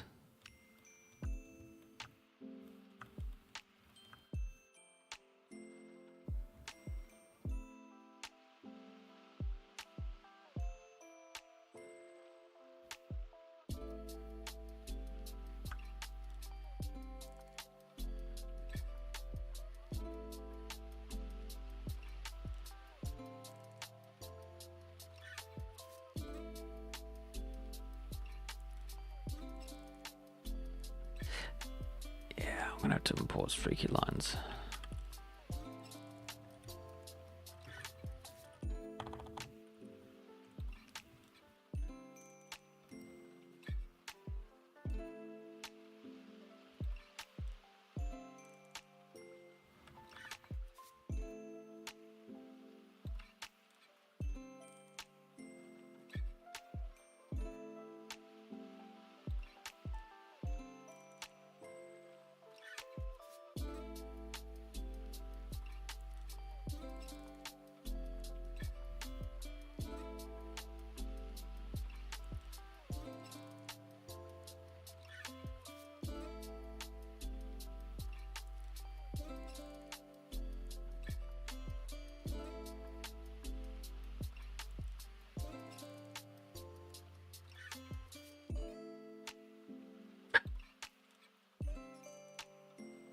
Rickman? Only 4:50 a.m. Who needs sleep? You all need sleep. Sleep makes you live. Yeah, here again. That's happens when you're on the other side of the rail. Like, everyone's just on different time zones. And it's hard because, like, for example, usually I stream in the evening. For me, which is kind of morning or afternoon to everyone else. Sometimes, other times people can't catch the stream at all.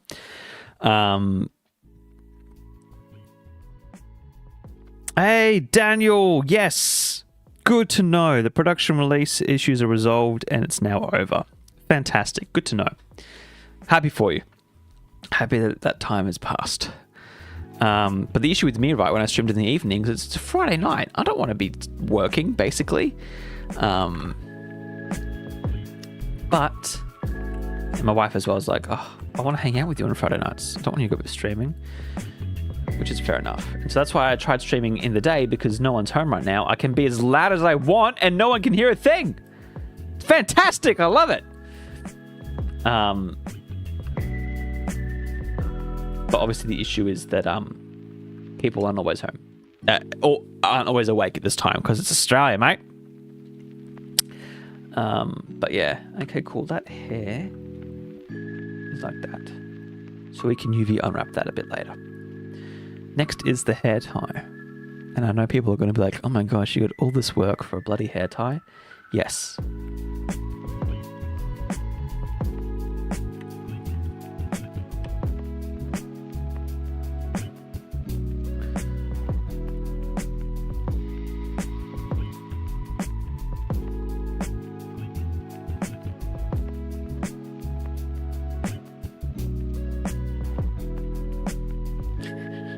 I had a detail of the time wasted, you know.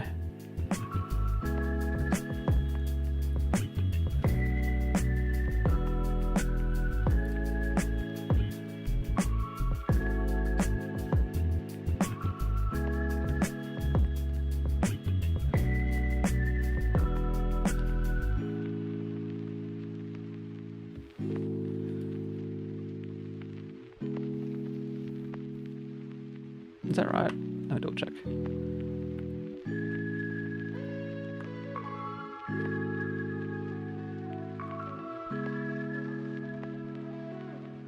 Oh, that's not right.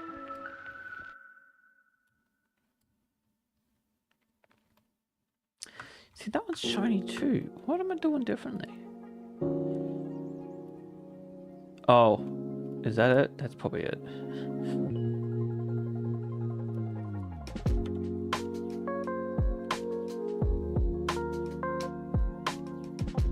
Oh, that's not what we want.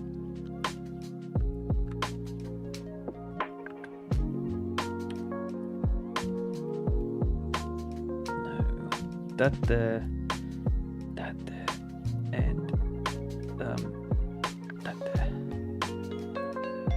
I think that's right. Is that right? It's hard to tell because I keep. So you can tell I'm used to Unreal nodes, but these nodes I'm not used to. Also, I'm going to hide the bones. We don't need the bones.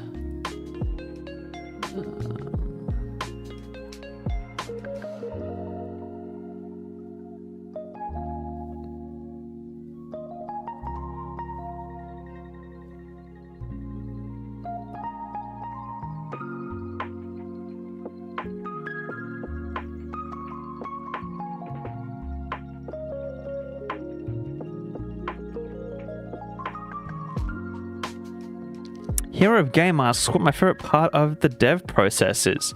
My favorite part comes right after my least favorite part, where I can't figure out why the thing isn't working. Why isn't it working? I've been trying for days now. It's not working. Why isn't it working? I've tried every method. There's nothing else on the internet to help me. Why isn't it working? I'm trying to figure out my fate. Oh, it works. Oh, it works. Yes, it works. Like it's that process of hitting your face against a brick wall until it works and you're bruised and battered and smashed and you, oh, that satisfaction of just, it works. That's my favorite process.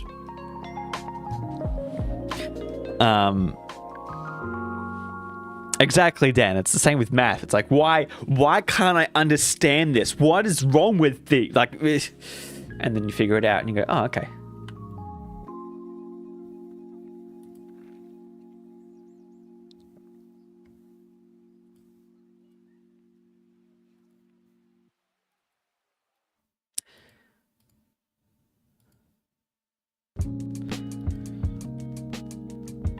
But aside from that, 3D modeling is kind of fun. Texturing's fun.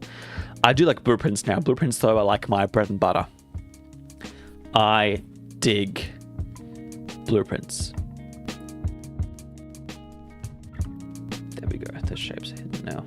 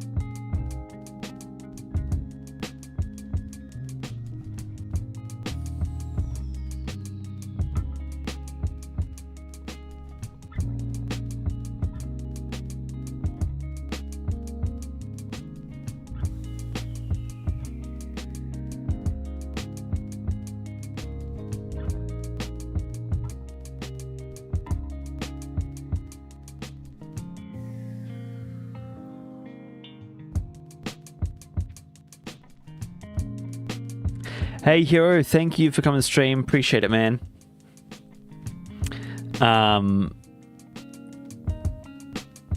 Get good sleep. And I'll probably see you next week.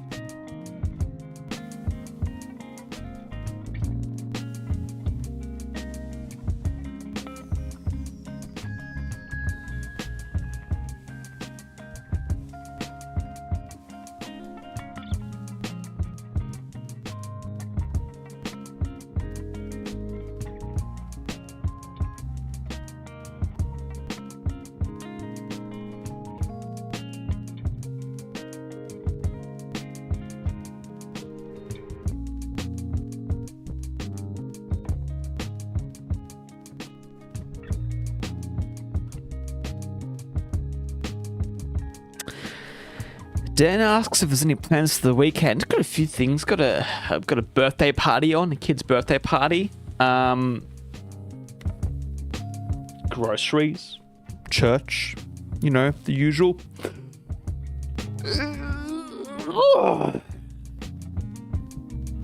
Yeah, it's kind of it. Yeah, it's a kid's birthday party, so it's going to be me sitting around the adults while the kids jump on things and have fun. Party food, actually, that's a good idea. Maybe there will be good party food there.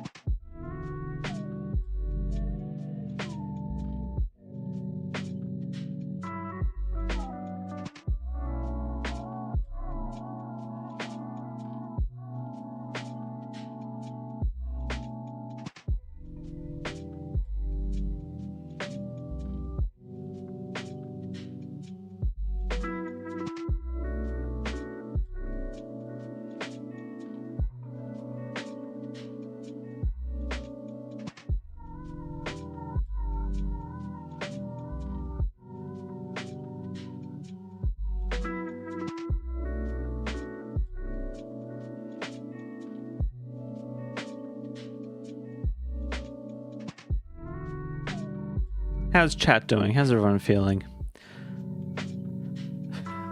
I've been a bit quiet because I was like, concentrating, but also like, I don't know.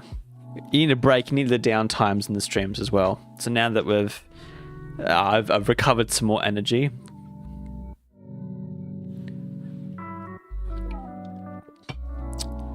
Do you want to do something different, chat? Are you okay with this being chill, or do you think we should spice up a bit?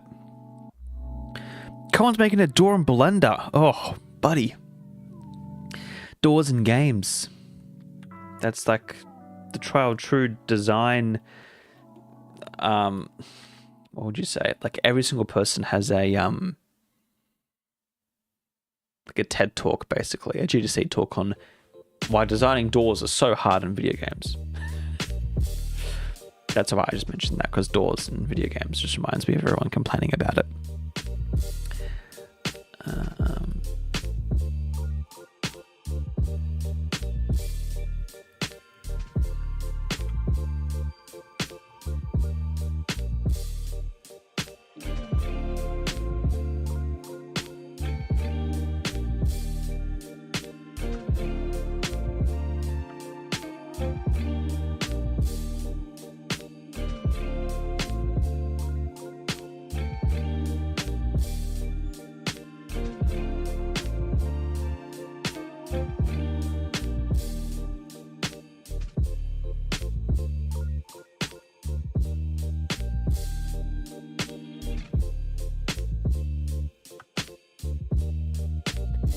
That? Oh, it's the bone. Okay. Remember, I was like, what is going on here?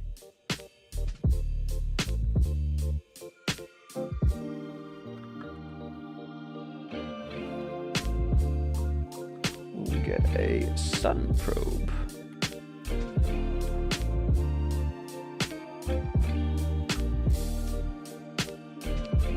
Heighten the intensity like this. Yeah.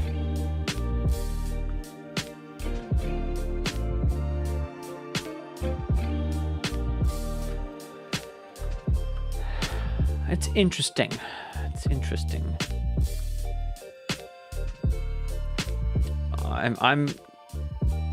I get why Unreal hasn't been as widely supported or supportive of Blender, but I really thought by now that they would have really pushed them hard enough that they would have really good, basically seamless support.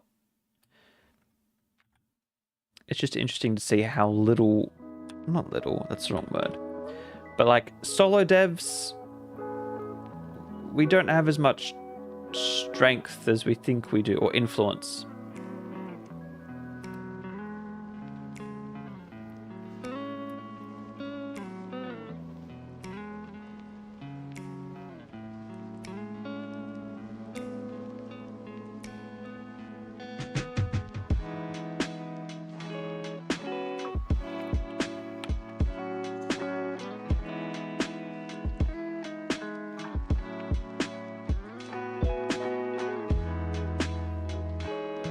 There we go, that's what I want more of. Yeah, that's good. Object space. Making it one. Oh.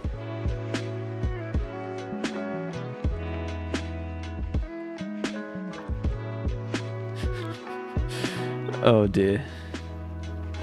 That is not how I want it to look. Why does it look like that?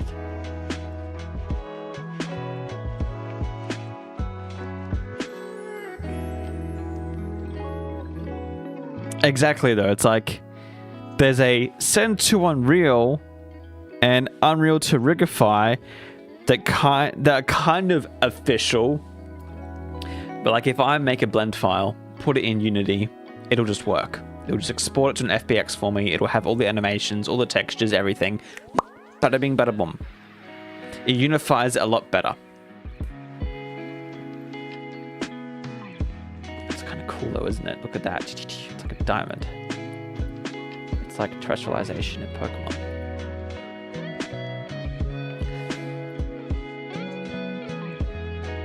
Anyways, we're working on the pants. That's what we're doing.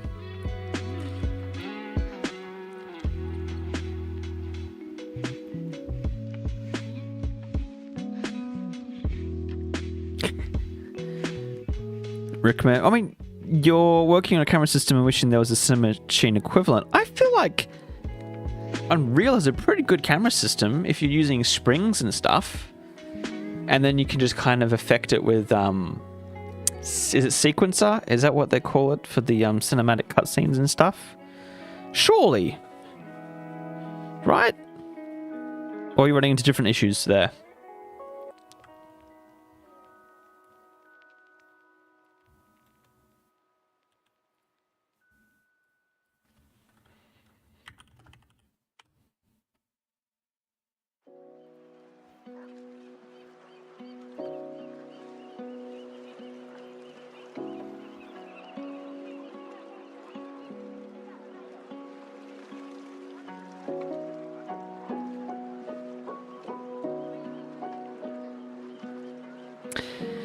Yeah, it might be that you don't know enough, but it might also just be that it's different, you know? Plus, Unity usually has really good things out of the box that work, where Unreal you need to like configure sometimes to be better use cases for you.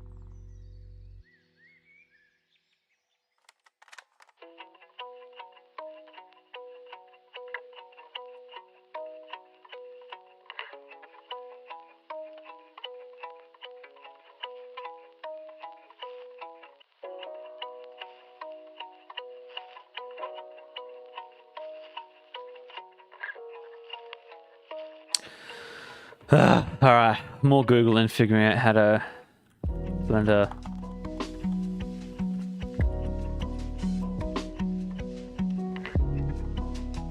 Thanks, Dan.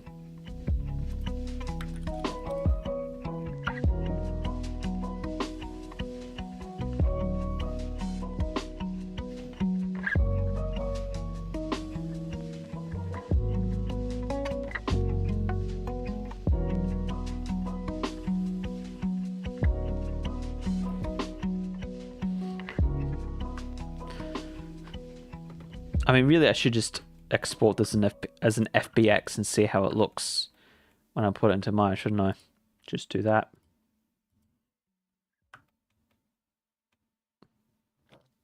Or better yet, maybe I just do it in Maya. What am I doing here? We'll see what happens. I will quickly UV unwrap these. By quickly, I mean try to.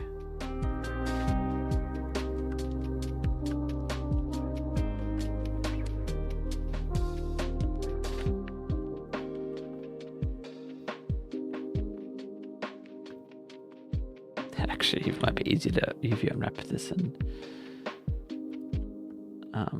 what?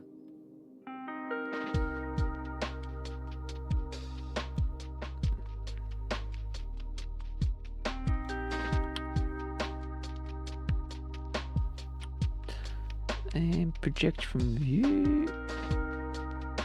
No, that's not what I want either.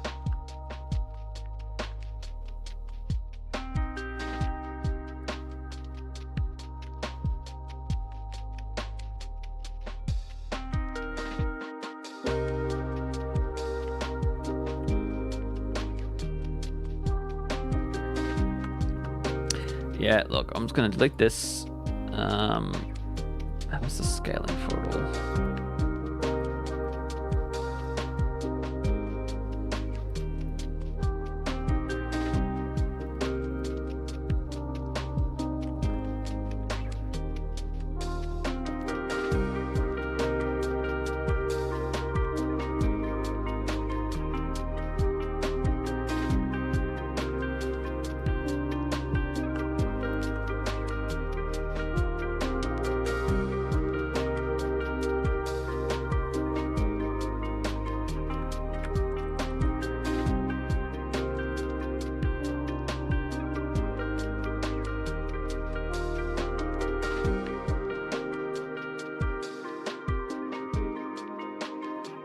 Jeez, I don't even know where the...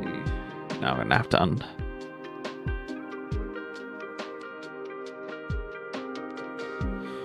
Rickman, you say, seeing from your Blender skills, are you more of an artist that learned how to code? I don't know. I think they both kind of... I think people who knew me would say, yes, I am, because they saw my drawings and stuff. But what a lot of people didn't see is the way that I thought about things in the world, you know? Like, when I was little growing up, I'd draw these schematics of inventions and stuff. People say, oh, he was an artist, because I would obviously draw the things. But realistically, I think, although I'm creative, I was shoeboxed or pigeonholed into this idea of, oh, you're an artist because you know how to draw, where really it's like, well, no, I actually like thinking about things in a more logical way. It's just that no one taught me that, or no one put me in those perspectives, or like those classes even. They're like, oh yeah, you're not good at math, so therefore you're not a logical thinker. It's like, well, actually, I like thinking logically. There are also feelings and stuff to when I think.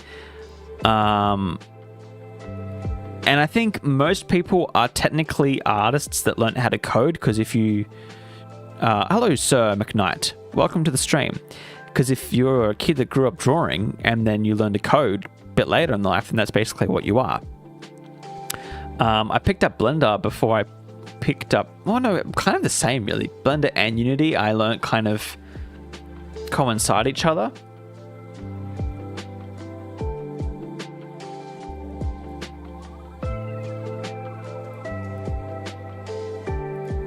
Oh, that's my desktop. Nothing on there you shouldn't see, but it's just want to form good habits.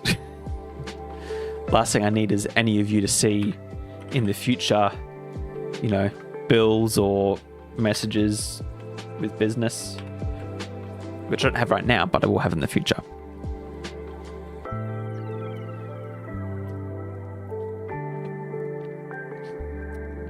But let's open up. See how we go. Because there's also, I wouldn't call myself a 3D artist anymore. Because when I look at and compare myself to other people... Oh. Are we going to be allowed to use it today? I would say that... I'm going to just crop this up a bit. Like I'd say I'm not a 3D artist simply because I'm not as good as other people are.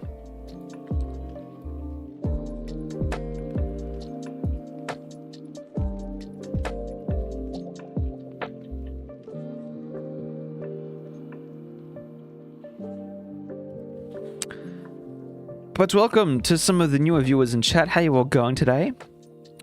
Good morning, good evening, good day, however, whatever time it is there for you.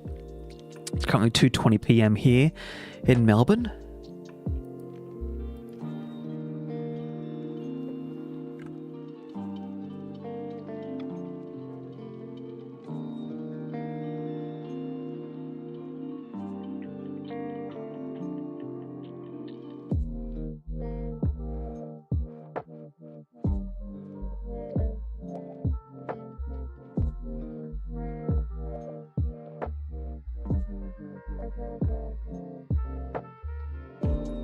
Oh boy, oh boy, oh boy.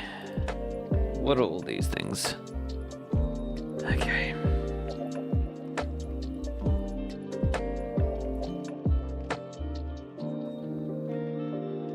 I see. Okay, we've got some rig stuff. It's from the... Oh! I have to switch myself into using Maya instead.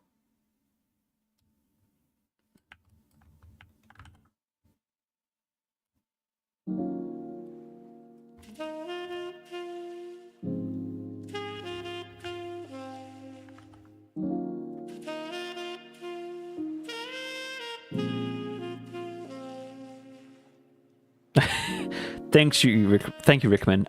Yeah, I've worked really hard on getting down the style and drawing, and as a solo dev, I try to be a jack of all trades, realistically, or as realistic as that can be.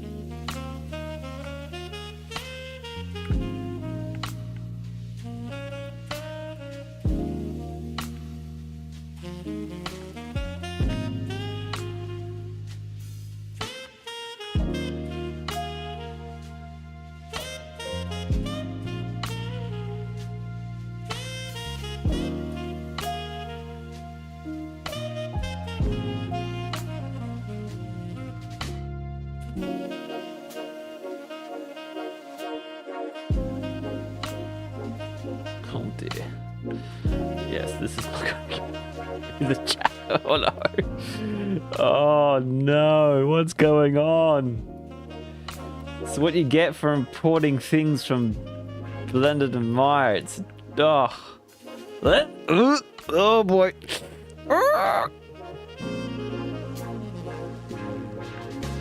You were saying, Rickman, that I'm past the point of programming art? I don't know why. And is that the... Oh, no, okay, good. Look, if I just delete all these, what's going to happen? Nothing? Okay, cool, great. And if I move this around, nothing happens? Fantastic.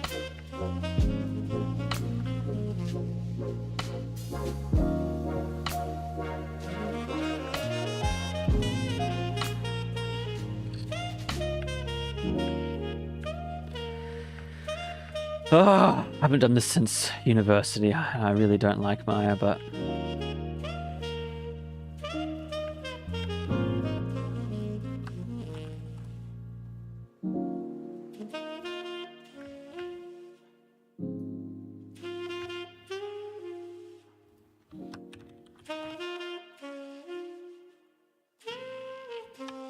That's weird. I can't press Enter for some reason. Oh.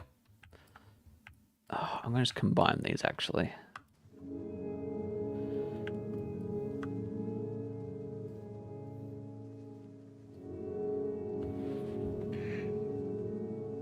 Oh, wait, I forgot how.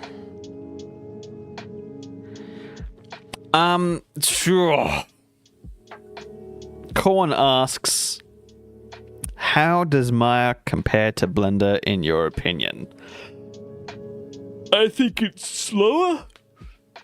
I think it is more meticulous and confusing for beginners, but once you know how to use it, it's quite powerful. I think it's overpriced. Incredibly overpriced. But there are a few things in Maya that it does way better than Blender does, like UV unwrapping, and some people say even like weight painting and rigging as well. The issue, I think, of course, they've got lighter versions of Maya you can use for like indies and stuff. Still think it's overpriced for what it is. I'm McCree. I'm doing it because of my animator. That's what he uses. And so it's easy for me to set up the model file in Maya and him be happy with it, than me give him a Blender file and then it be all broken in Maya when he puts it into Animate.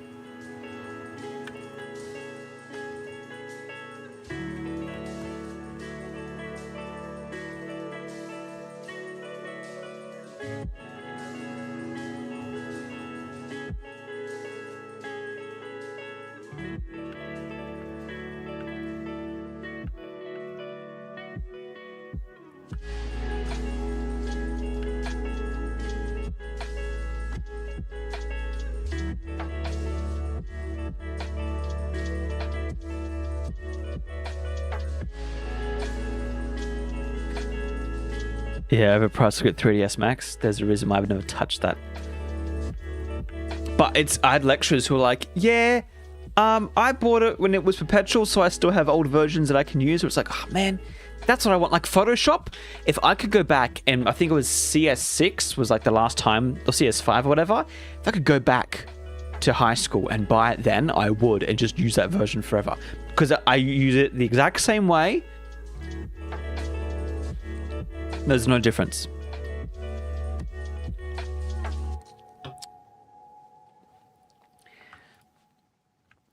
Like, honestly, if there's old software that is performant, doesn't crash as much, and is simple to use, I will use it more than using newer versions of things that are unstable.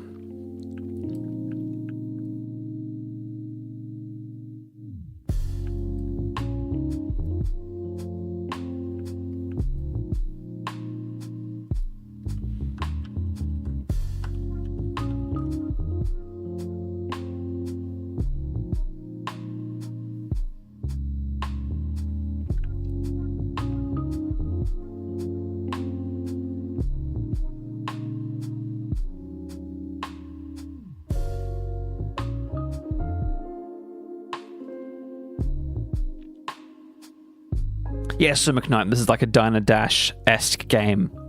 This is the player character named Zoe.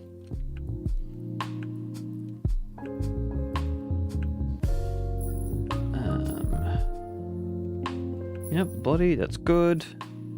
Pants, that's good. You know, let's just go find what these other things are. Yeah, laces. Okay.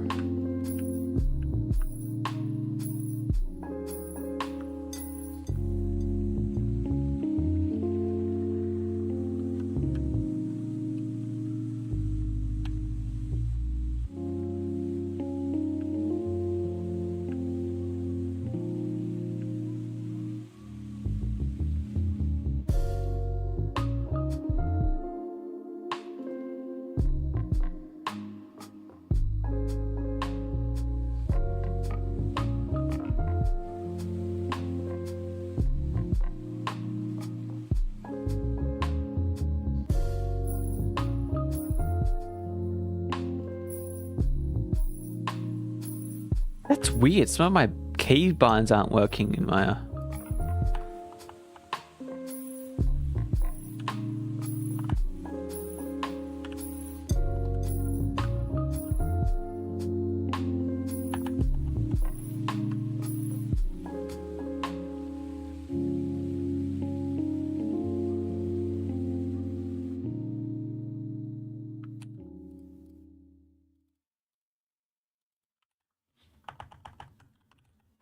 Like, I can't press enter. Nightscribe asks, will there be a demo? There will be a demo. So right now I'm trying to get some of the base things in the game so you can... so that... well, a few things. Basically, making it so you can play through a level and it progressively get harder for you, as well as being able to upgrade and change items in the store. Once those two things are working functionally in all the ways that I like it to be, I'll be doing the tutorial and getting all the things down for the settings, as well as putting in any like debugging tools. So if you get stuck in the game or the game crashes, you guys who are playtesting the demo and stuff can actually escape and, you know, not lose as much progress. And then that's when the demo will come out and you guys can play and give feedback on it.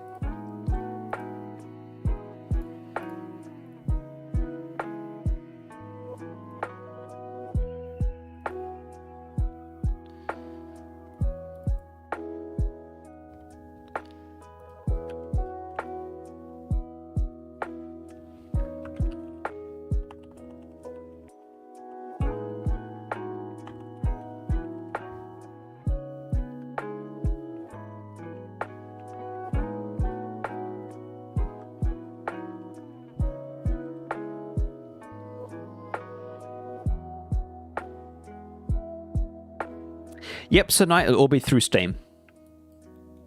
So I've got the store page and everything already sold, or not sold, already bought and ready. It's more just getting the game ready, as well as all the assets and stuff for it to be like a full demo.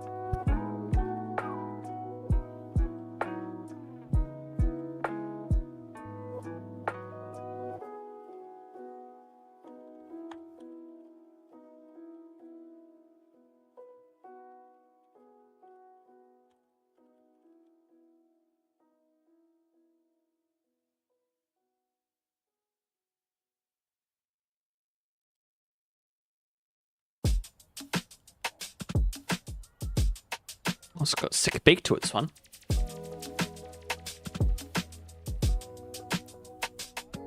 Makes relearning Maya a lot easier. So right now I'm looking tutorials down below, just watching to see how to do things properly, because I've completely forgotten how to do most things. Like I'm like, oh, there's a thing you can do in 2 seconds that'll make me rename everything, and I've forgotten how to do that. So I'm watching a tutorial right now.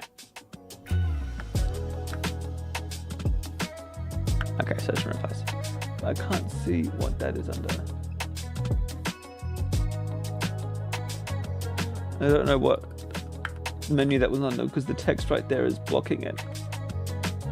Okay, hideaway. Modify.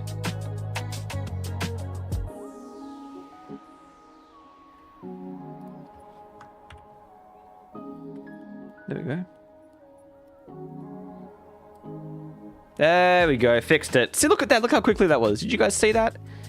That was beautiful. That's why I love Maya. But the Blender can do that too.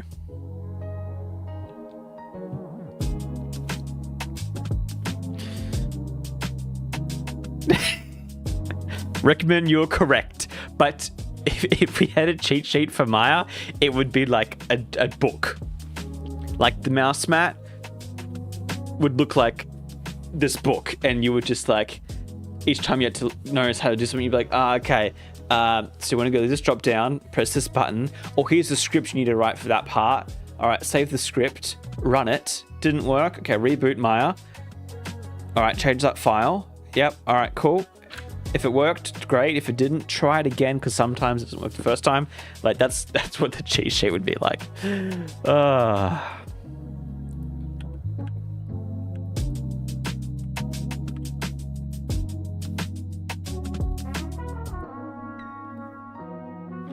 now I forgot how to remove all these.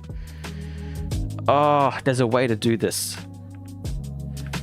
How do I remove these again? Oh, what was it called? I went to school, it was over 4 years ago now. And I've completely forgotten. Yeah, exactly. Rickman passed me at 134. I forgot how to do that.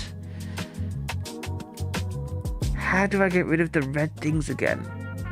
Apply the transforms. How do I apply transforms again? And it mesh tool, no.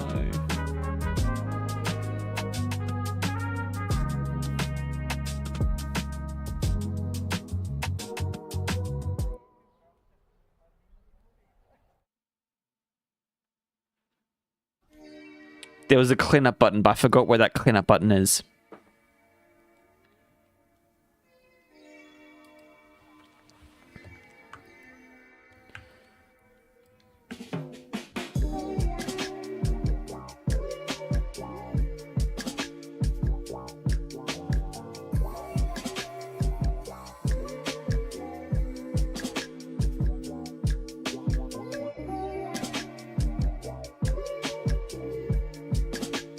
Hey, Stephen, welcome to the stream. Thank you for dropping by. Glad you could catch the stream too. Tried doing one during the day across. Huh?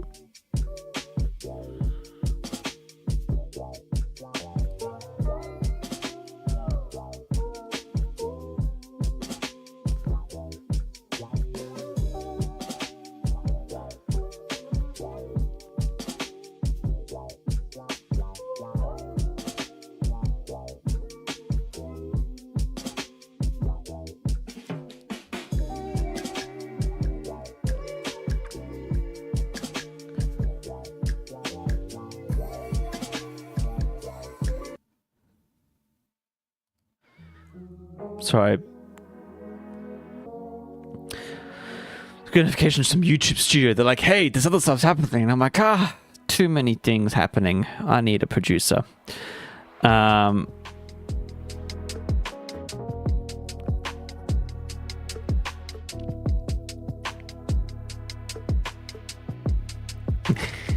It's okay, Sir McKnight. I tried, I think when I stream, if I can stream in the late afternoon and then go till late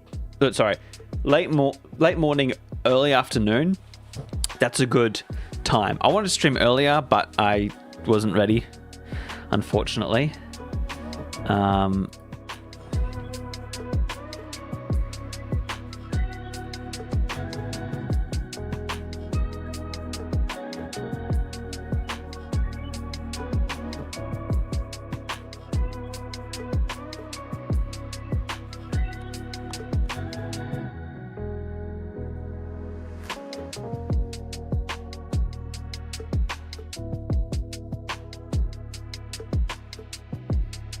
That's good. So no, I'm glad you catch the stream.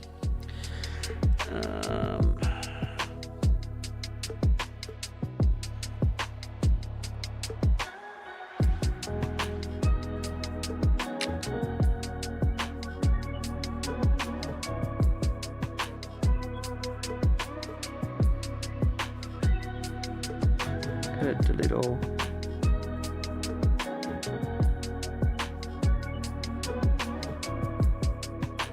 Okay, let's see. If we go edit, delete all by type and history. Hey, it worked. The reds have gone. Oh, except for that one.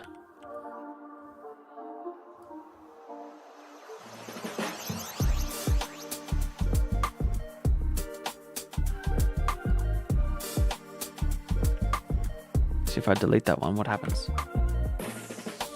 Nothing. Great. Next thing to do is to change the scale. Oh. Oh, how do...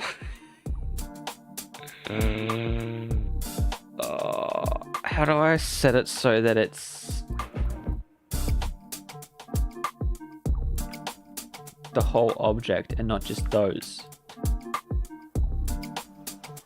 This is terrible. Hey, Night Scrub. Look, I get insomnia too sometimes.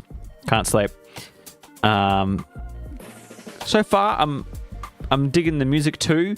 Last stream, I got heaps of copyright strikes because the person I was using music through did not correctly label what was and wasn't allowed. So I've changed the way that we're getting music now. I still apparently got some this stream too, but I had the correct rights this time, so I will dispute it. That's why last stream, if you go watch it back now, it might sound a bit weird. It's because we are muting songs.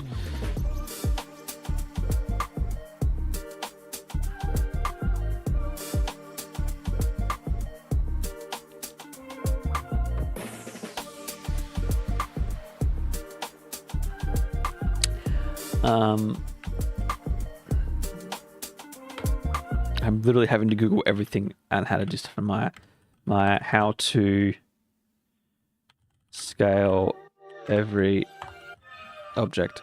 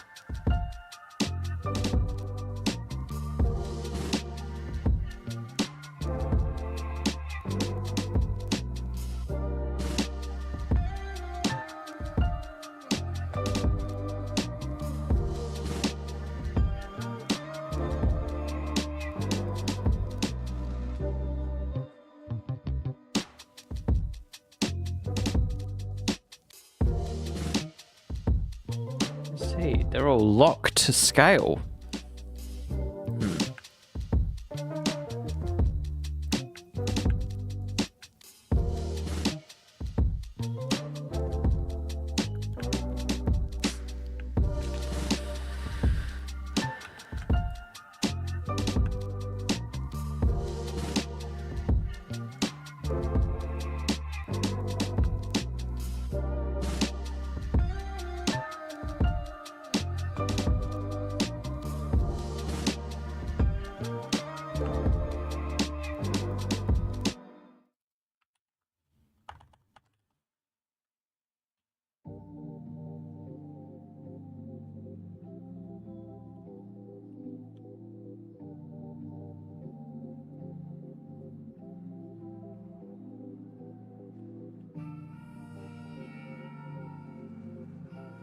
That's not the tongue though. That's, what would you call that?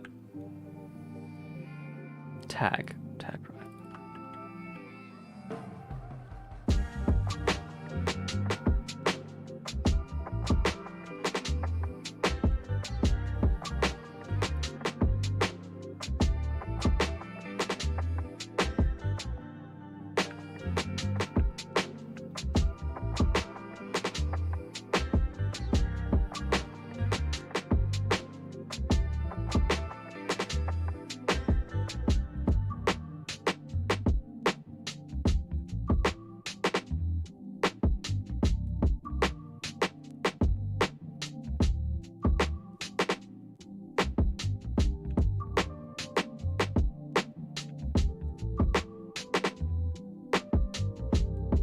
Hey, there we go.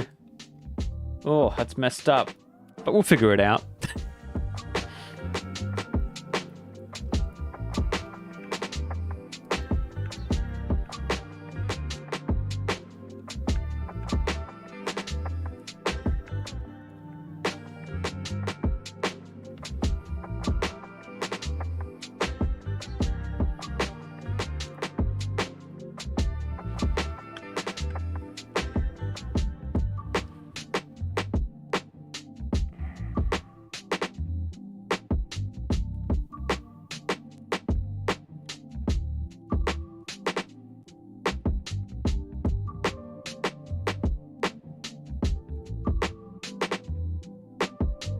Oh, so night. You had a 4-mile run in the heat? Yeah, man, it's not fun. I mean, it's funny because it's been pouring down raid cold here, so I haven't wanted to go for a run either. But the weather's getting nicer, and I'm like, okay, now's a good time. So I think if we're both happy to have that middle ground, you know, spring and autumn, good times, good times. Night Scribe in Canada. So you're not meant to live near 30-degree weather.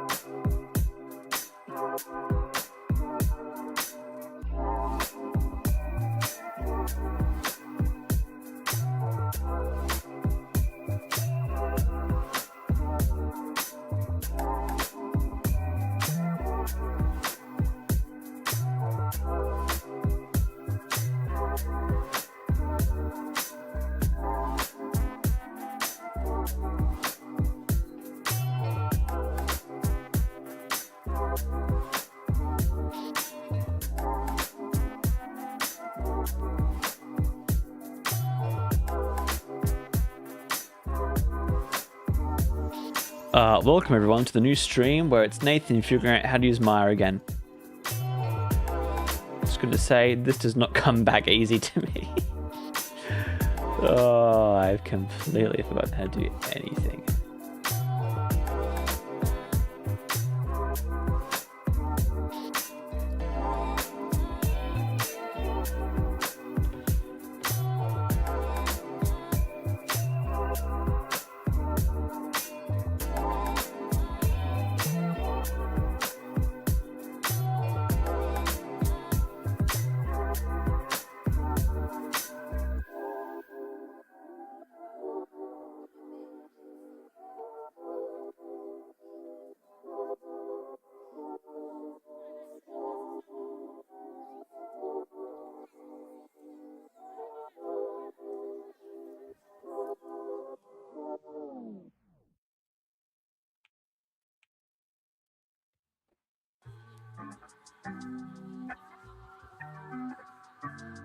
I don't know what that is. Junk mail.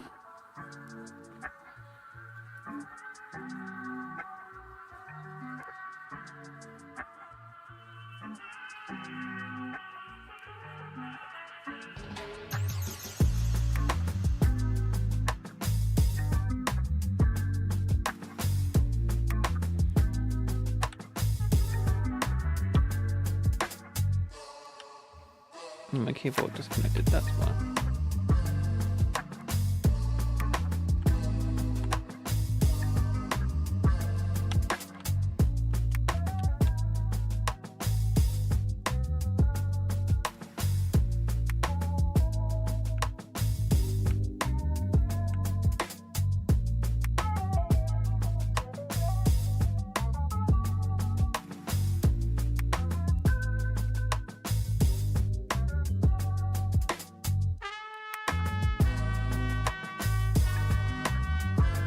So Stephen, yeah, the reason why I'm using Maya is because my animator is what Maya is what he uses to rig and animate.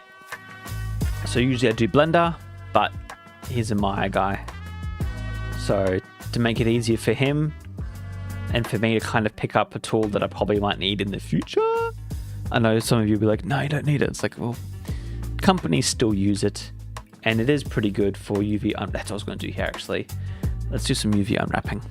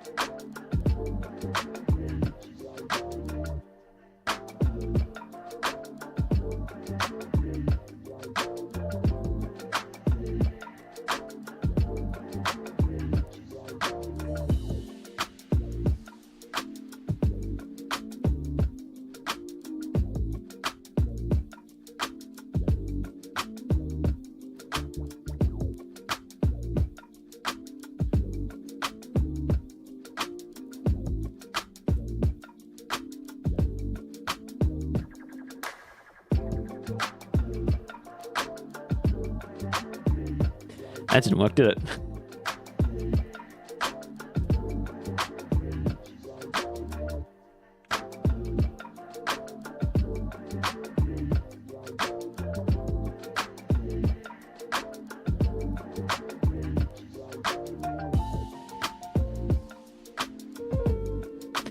Again, McCree, I'm not the one animating. It's going to be another guy doing it, and he's pretty good. So his Loco was asked to help out, and I thought, you know what? Yes.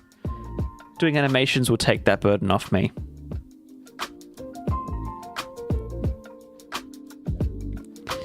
Yeah, Stephen, 3S Max was saying before how much that's just gone up in price and how that's hella expensive.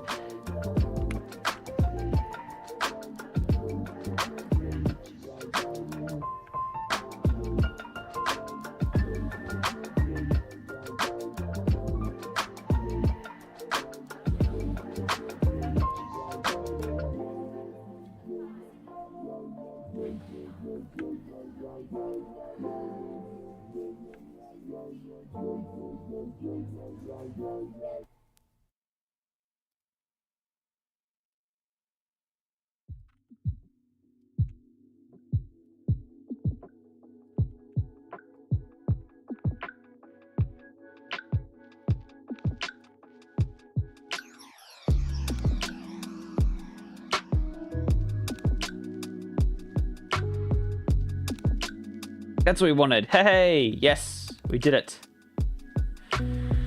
We did it. Okay.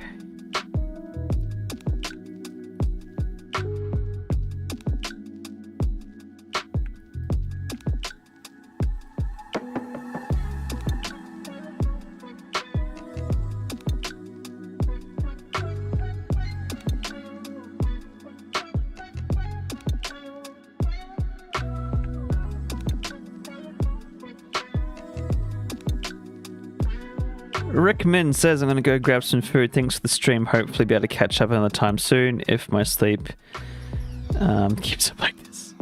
Thank you. Hey, we've made it nearly to 3 o'clock. That's been fun.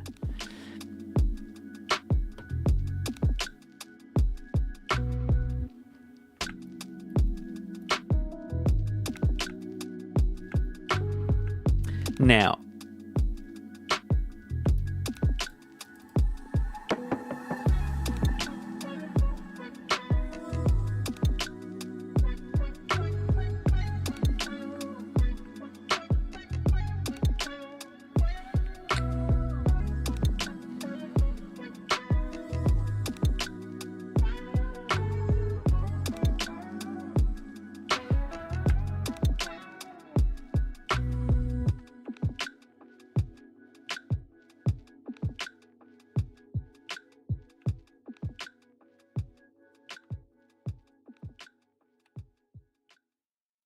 I can't press enter because Maya, for some reason, doesn't register it.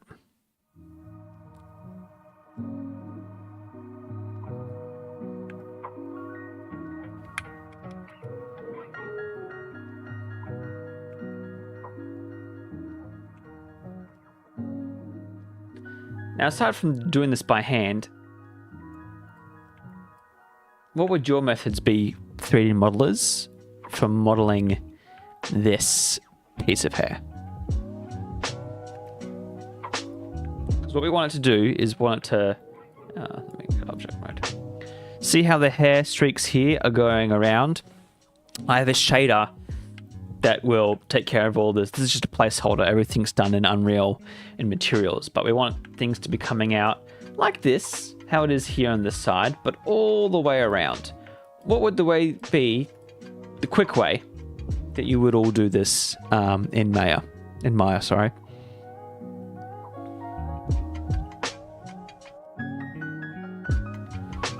Or do I have to hand do it?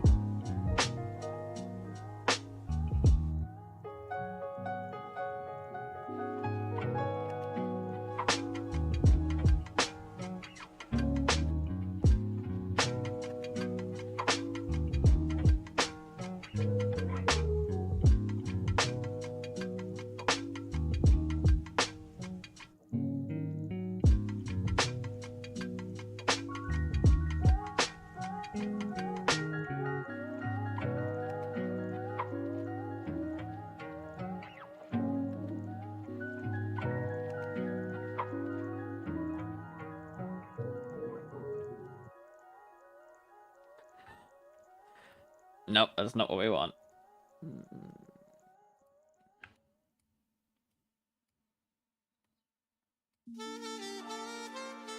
Is there a way? How would I do it?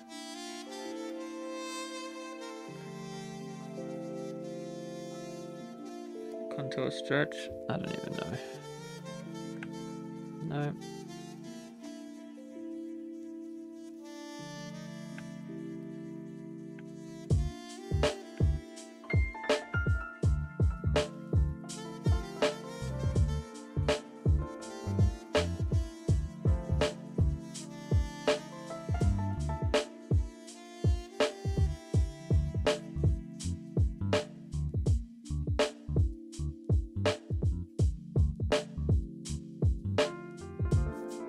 Yeah, no, it doesn't, Stephen.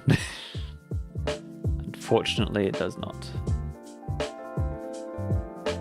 Because if there was a way, because right now it's a plane, if there was a way I could get, because I know in Substance you can affect the plane and edit it, but I don't know if you can do that in. Yeah, I don't like that either, actually.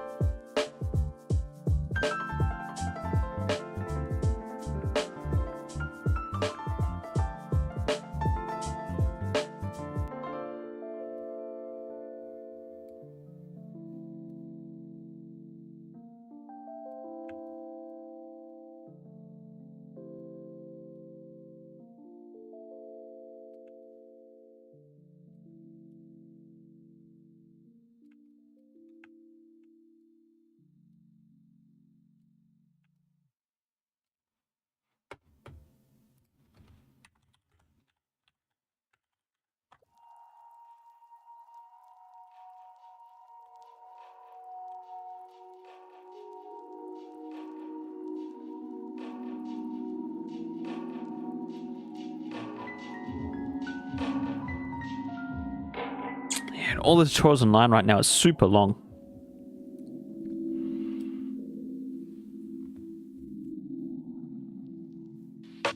This one's 4 minutes long. Let's have a look and see what they do.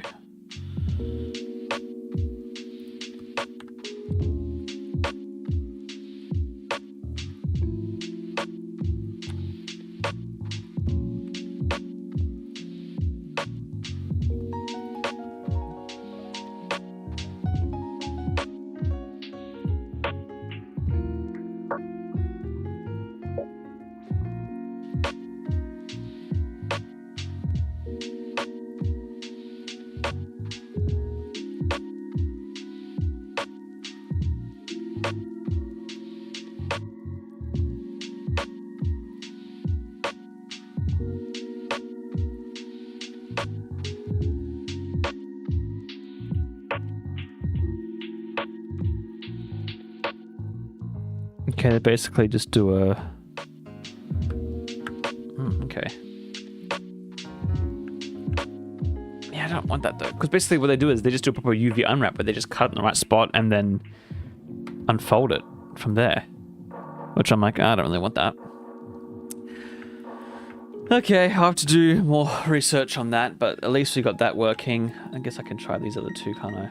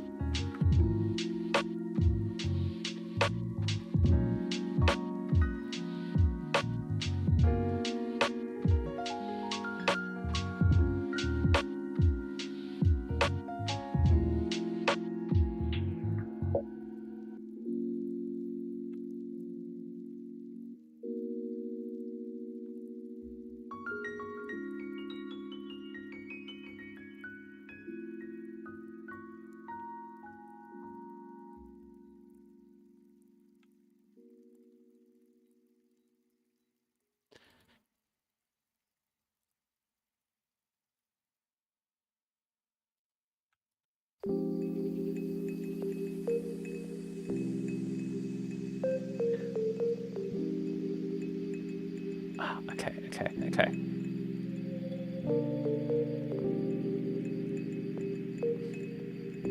So if I do it to the side there like that, what do we think? Do we think it's going to be in the right positioning? No, it's not. All right, try again. Spherical. If we put it straight up.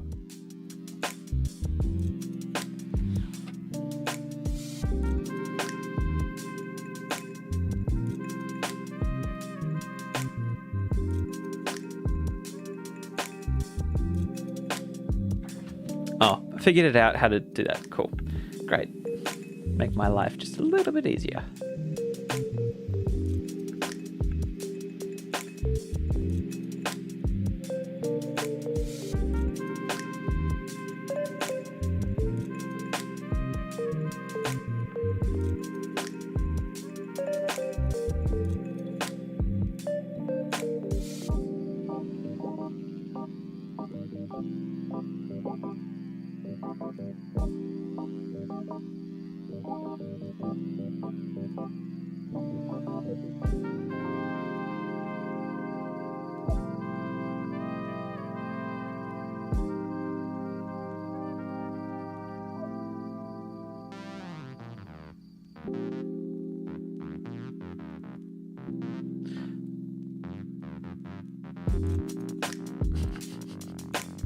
Man, this is so embarrassing doing it on stream.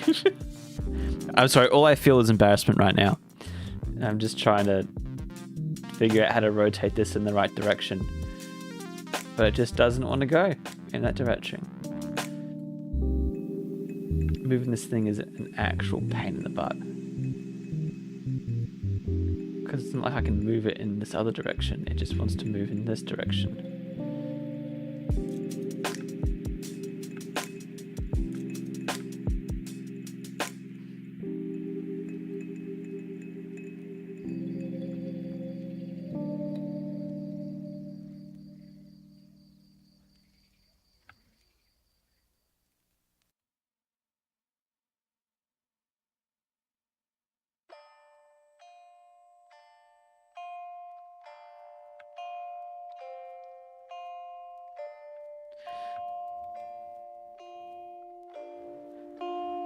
Yeah, I'm still going. I'm still streaming.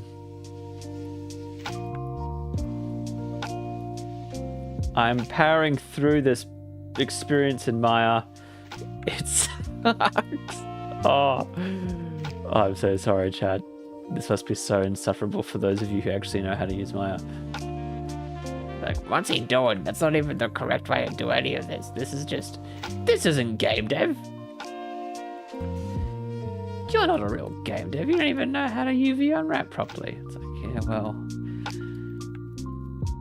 am I wasting my time here? I don't know. I don't know anymore.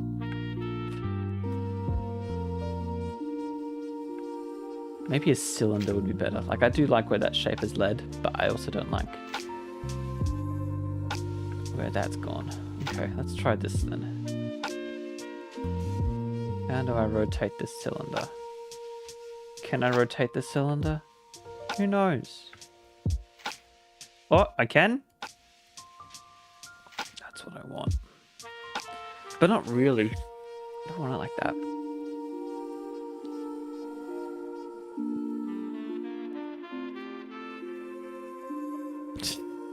Thank you guys, you're all very supportive.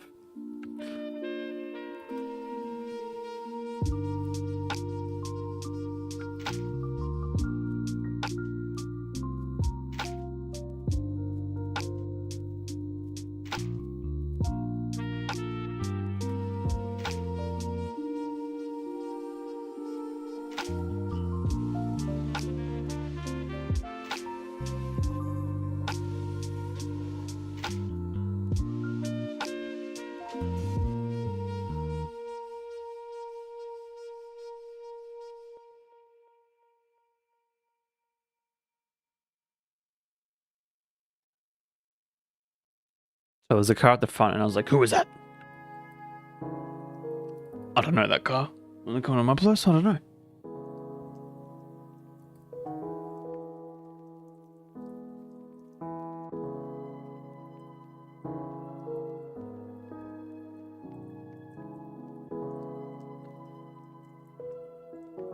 What does automatic do?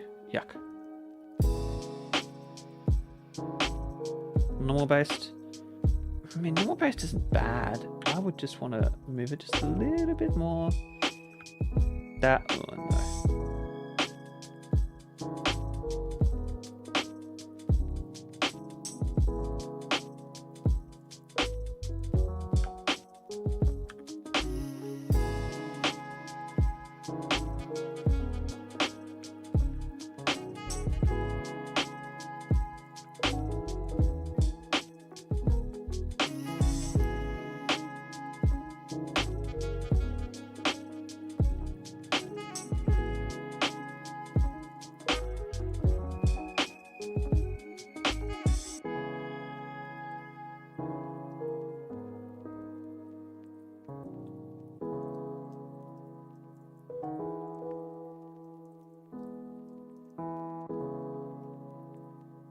Okay, let's see how we can smooth this out.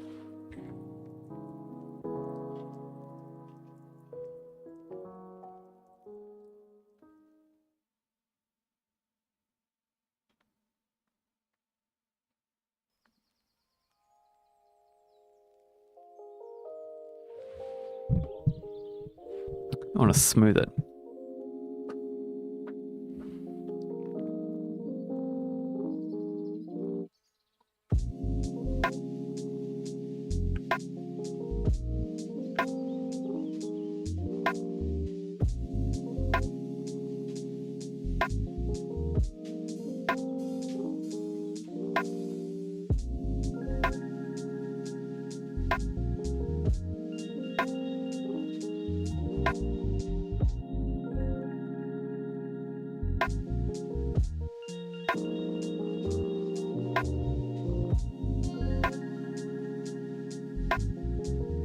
Oh, hey, that's kind of doing something.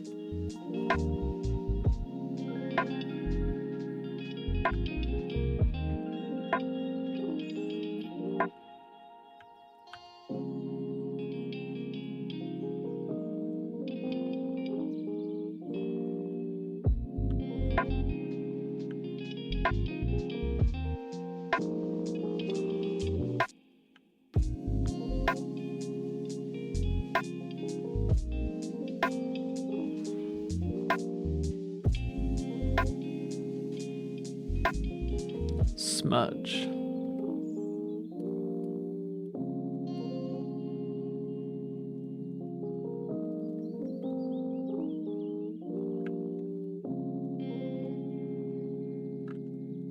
I see.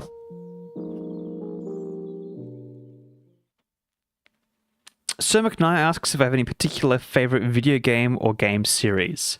A few that come to mind are like the Half-Life franchise, the older Halos up until about Reach. After that, 343. Sorry, you dropped the ball. Other franchises that I love. I love my Rockstar games, honestly. GTA 5, Red Dead, and the older classics back when they were making games, every year. Other game franchises that I like. And in terms of indies, there's some really good ones. Been playing Right recently. He's by a dev in Adelaide, RITE. He's also making a new game called Pipsqueak, which I'm keen for, as well as like Frog Detective, Dredge, just some really fun indie games.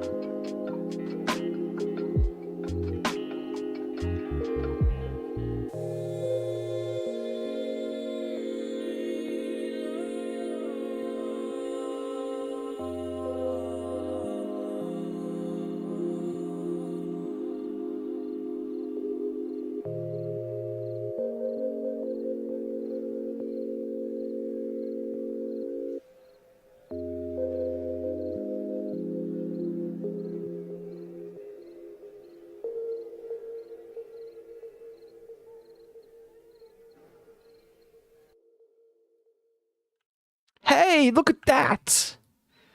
That is beautiful. Chat. Claps in the chat, guys. I figured out how to do it. Look at that. Oh, we did it. I'm so proud of myself. I accomplished something today. Oh, that's great. Now I've just got to do it again for this side.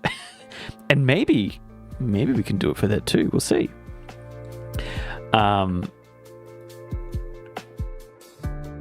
Wow, cool. That gives me hope now.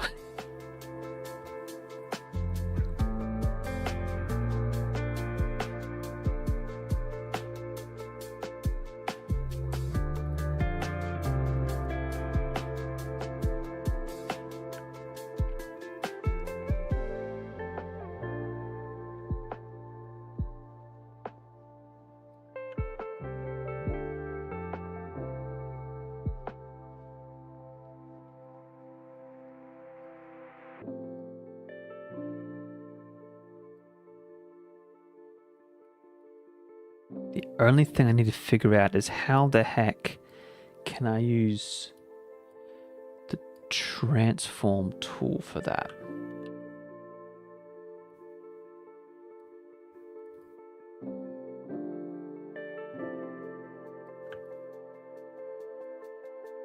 I mean, I guess if I can just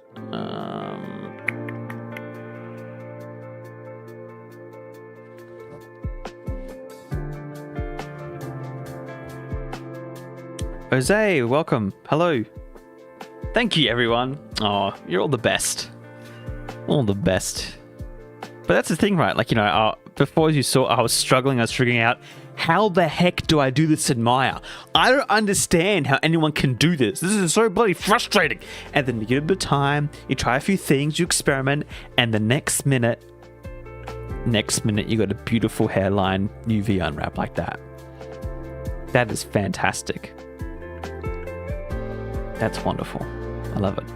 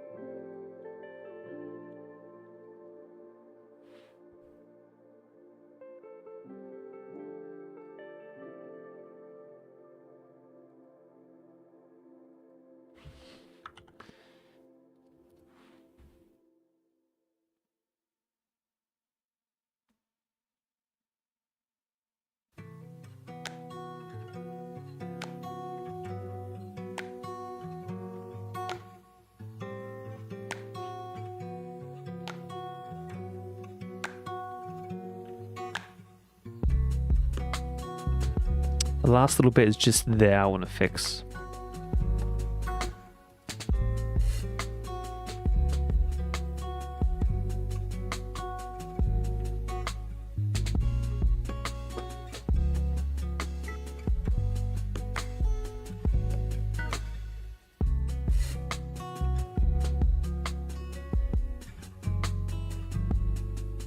Oh, it's good to see everyone's playing different games. Sorry, I wasn't reading that. I was concentrating too much on this.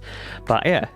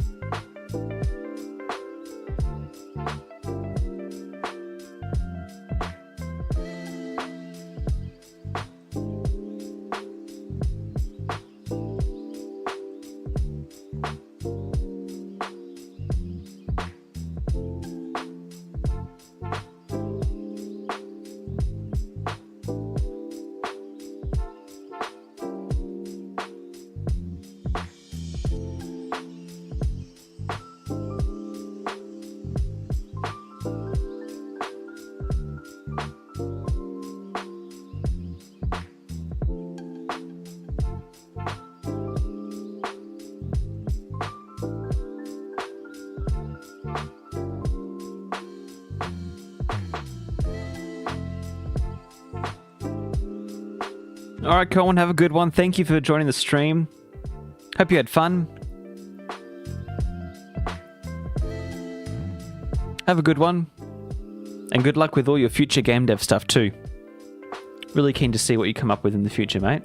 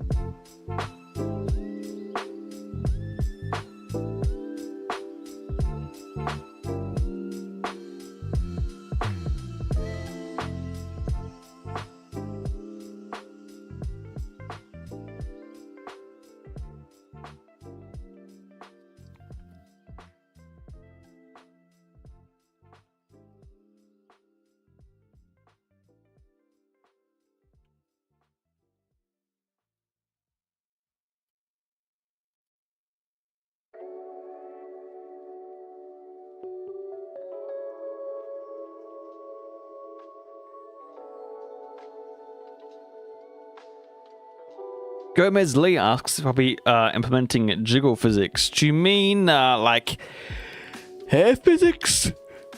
Because there's not going to be any other jiggles except for like ponytail hair. Which I will try to see how Unreal does with it. We'll check the performance as well as whether or not it looks any good. If not, we'll just have to like pre-animate them, like bake the animation physics. But other than that, this game will not have any jiggle physics.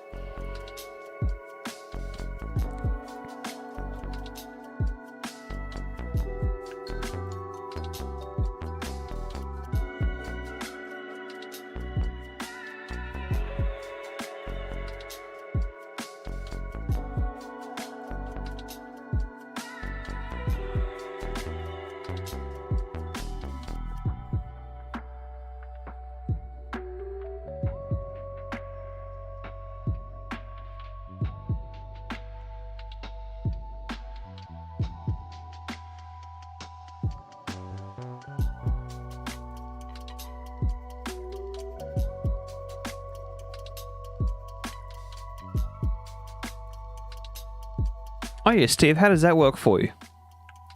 The hair physics and your low poly characters.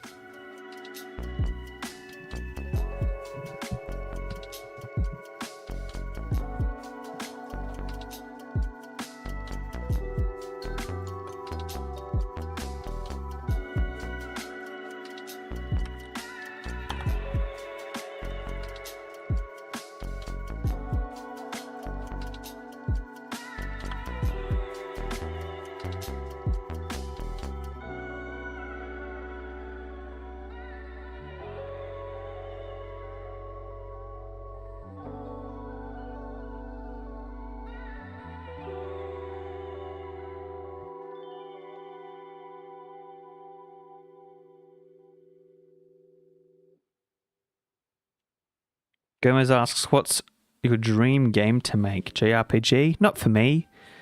For me, it would be a first-person shooter. Open world, maybe.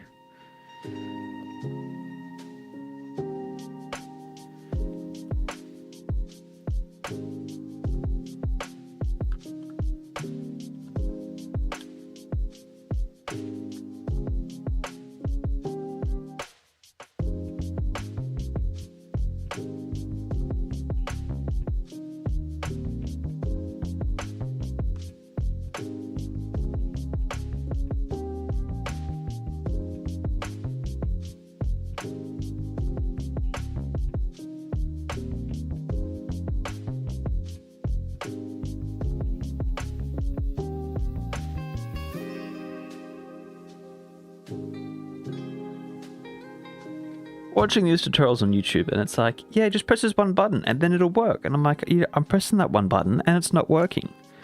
So tell me other ways to do it.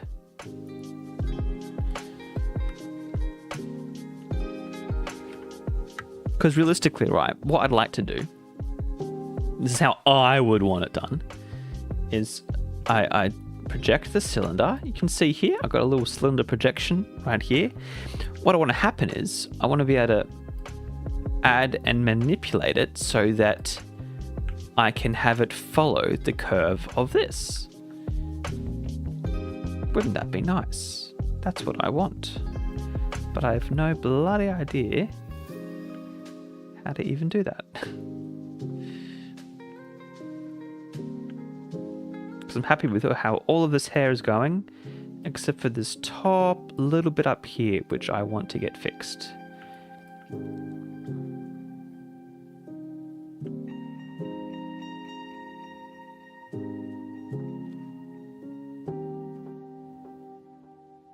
How are we doing, chat? How everyone's? Let's do a check-in. Checking with you all. How's the stream been?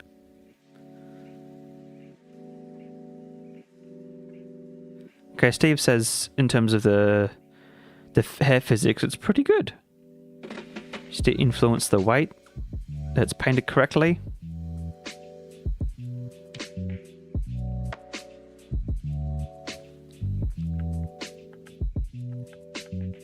That's good to know. Oh boy. What is this? What is this here?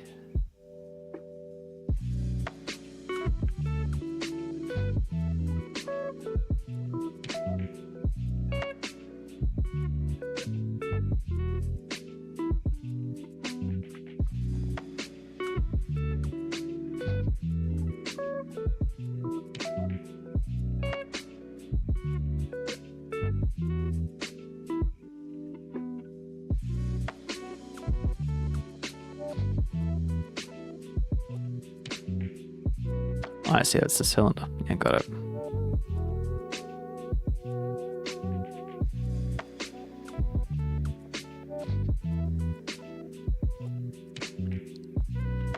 So for those of you who've been in the stream for basically the whole time, what have you thought? This is the end of the stream. And maybe for those of you who are watching off stream as well, has it gotten darker? I think it has. It has gotten darker.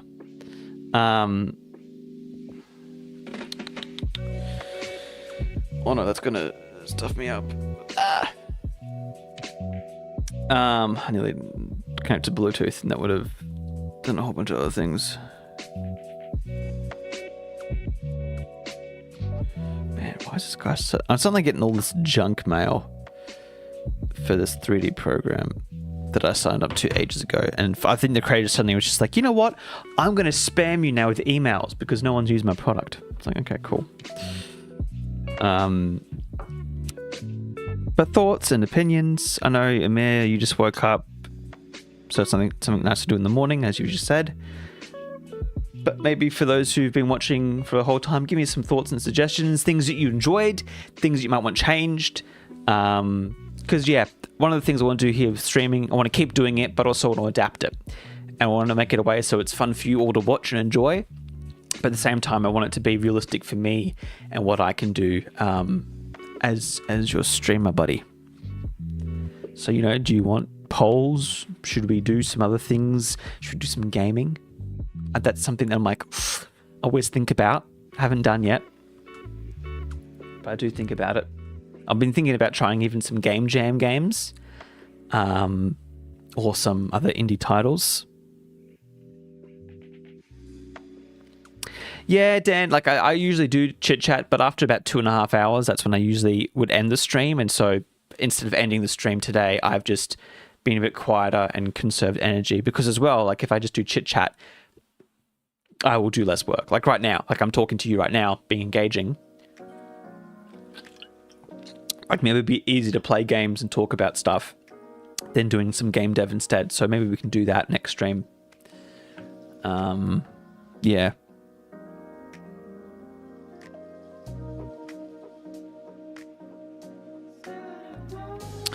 But Sir McKnight, you think a game... Okay. Part of me is like, maybe we can do some, whether they do recent Game Jam games, we can try some of those out. Any indie titles that we might be wanting to try out, we can play around with those. Preferably, I would like something that's a bit more both engaging, but also something new and, dare I say, a bit trendy, because then I can share my opinion on it, and maybe new people can come in and discover me and you guys here at the stream as well, and that could be really fun in building a community. But yeah, because I kind of did think, it's a bit boring, the stream. I'm learning Mime, which is something that I've not used in so long now, so it's a bit of an odd one. But I'm kind of stuck into it now, so I'm like, okay, may as well do it. But you know what? I think I might even just save this for now. I'm going to try and turn the light on. It is connected through Bluetooth, and it's also connected to these through Bluetooth, so I'm scared that I might lose connection. Hopefully not. I can still hear the music, which is good. But I'm actually going to save this My file.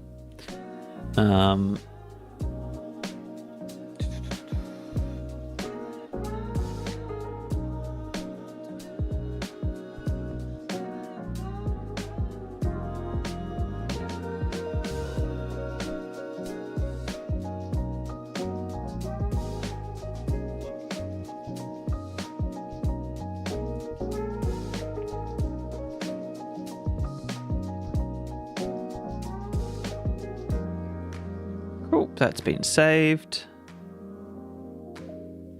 Oh, Steve! Steven, my man. Thank you for the super chat. Steven said, I enjoy the company the stream provides, and it motivates me to do more game dev, so animating my shark attacking a chicken. Yes, I've been seeing those in the Discord. Those have been looking awesome. I love the low poly stuff. Can we close mine now? Let's turn the light on. Whoa!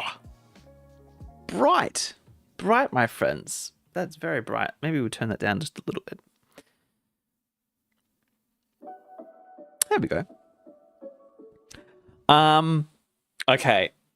There is one idea. Oh, Jacob, join the club.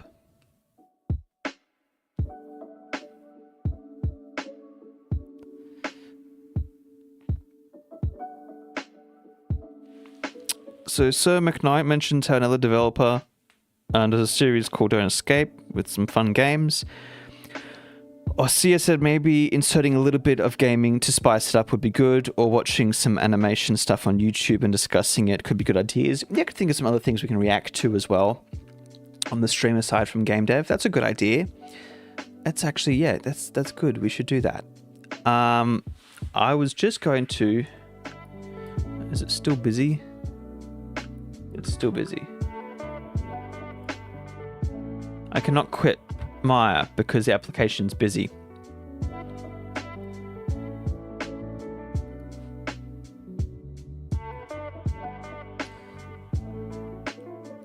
Because I was going to open Steam and see if there's any games that I haven't finished that maybe we could play. So there's some games. Oh, it could also be fun to play with you guys. So if you've got any multiplayer games that we can play together, that'd be really good too.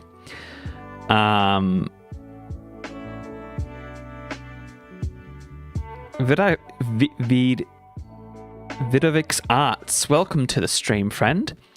He asks, oh, he's a fellow dev, and he asks how long I've been at it for. So for this game, I've been working on it for about 3 years.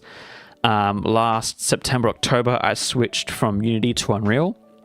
So I've been rebuilding my game in Unreal for the past 10 months, I want to say.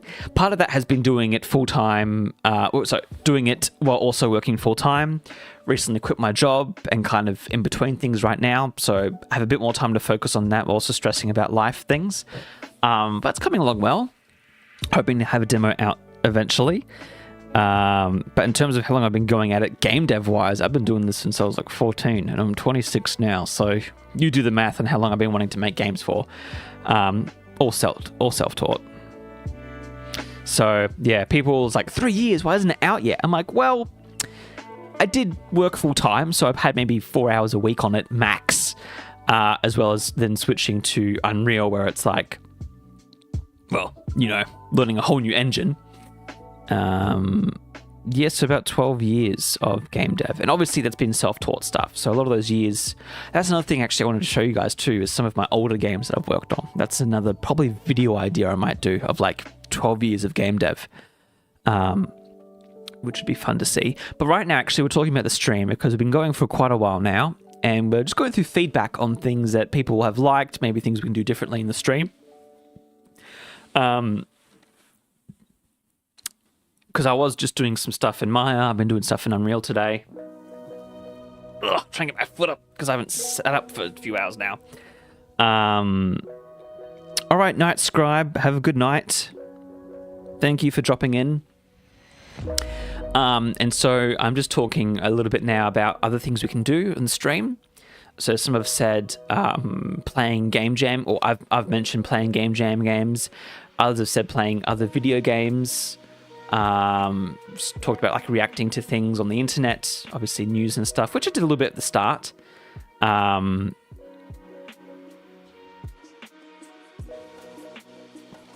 Yeah, I am Victorian based. I'm based in Victoria, in Melbourne.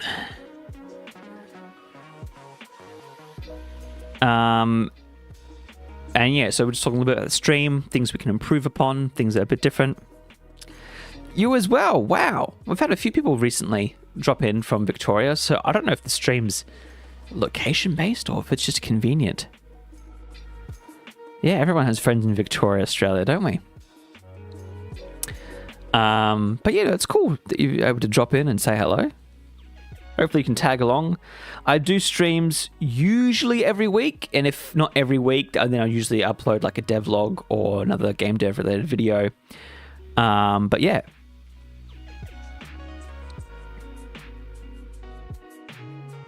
I say that's a good idea. Speaking of about my older work and maybe doing like an introspective on them, and especially review your work and maybe what you'd do different. That's a good idea.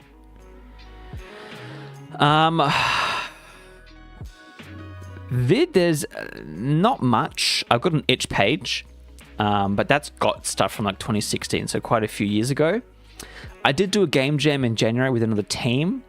However, I wouldn't say it's not something I really showcase because I was working with a much more inexperienced team, and a lot of it, I was more using it as an experience to see how I worked with them, to see whether there was someone I wanted to work with in the future, like if I was to start my own studio or something. So the game that I made, I'll see if I can find it.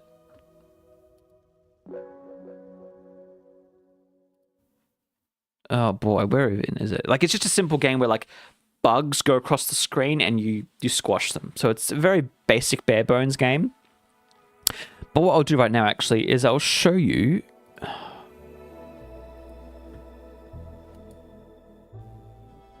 Sorry, I had my open and it's still not wanting to close, so we're going to have to...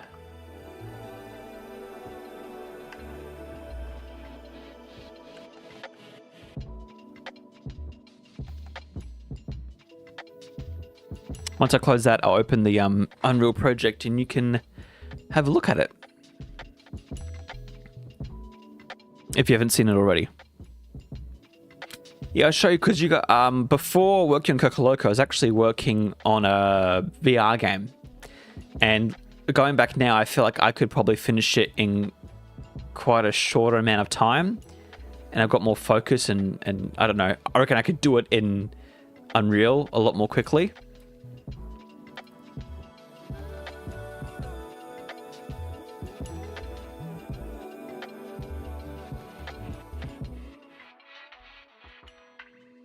But that'd be fun to kind of go through and show the project.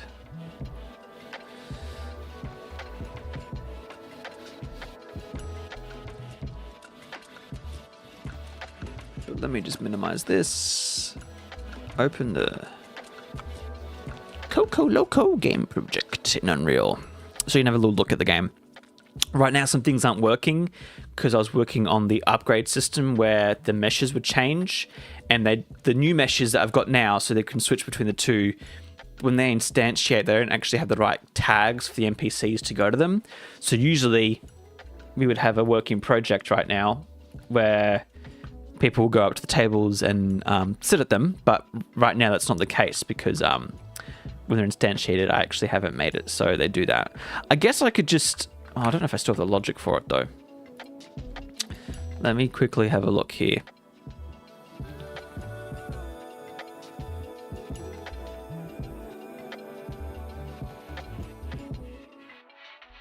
Okay, that's good to see, Vid. Let's see if I can just... Yeah, okay. What we'll do is we'll hook this in, and I'll just copy that and put it... No, hold on. So we do this, and then we...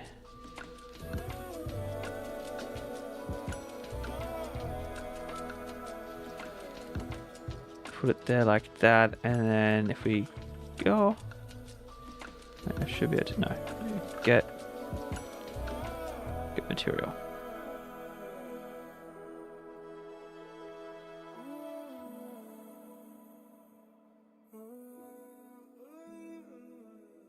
This might work, or might not. Let's find out together. That's almost what game dev is, isn't it? Let's go find out together if this is even going to work. Nope, it's not going to work. All right, that's fine.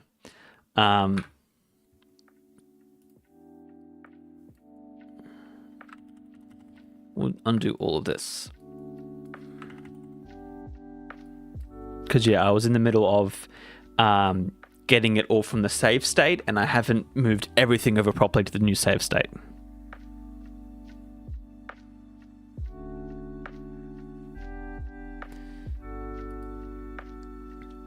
But this is my game. The character model on the right there, I was just testing to see what the eyes looked like because I was trying to figure out the sizing and position. And it's funny because here you're like, oh, it looks a bit weird. Oh, it looks a bit odd.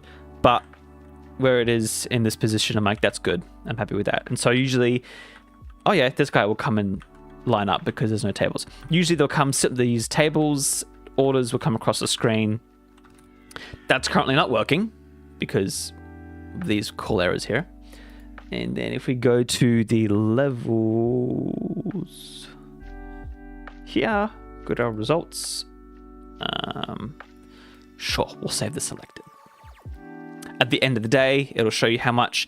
Numbers are big because it calculates at the end of each day how much you made and then puts it in. And because I've been testing this scene so much, each time I launch the level, it calculates and adds it to the total. And so, you know, my profit is now $8,000. And, you know, when you only have $100 lost, then it's a bit different. But we've got upgrades, and then there'll be different tables here. You can select and unlock.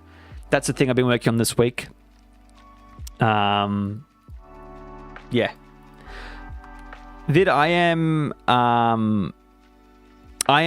would say I'm the solo dev. So I've occasionally, so in the Unity times early on, I had a programmer who helped me, but obviously all that stuff's been redone in Unreal by myself.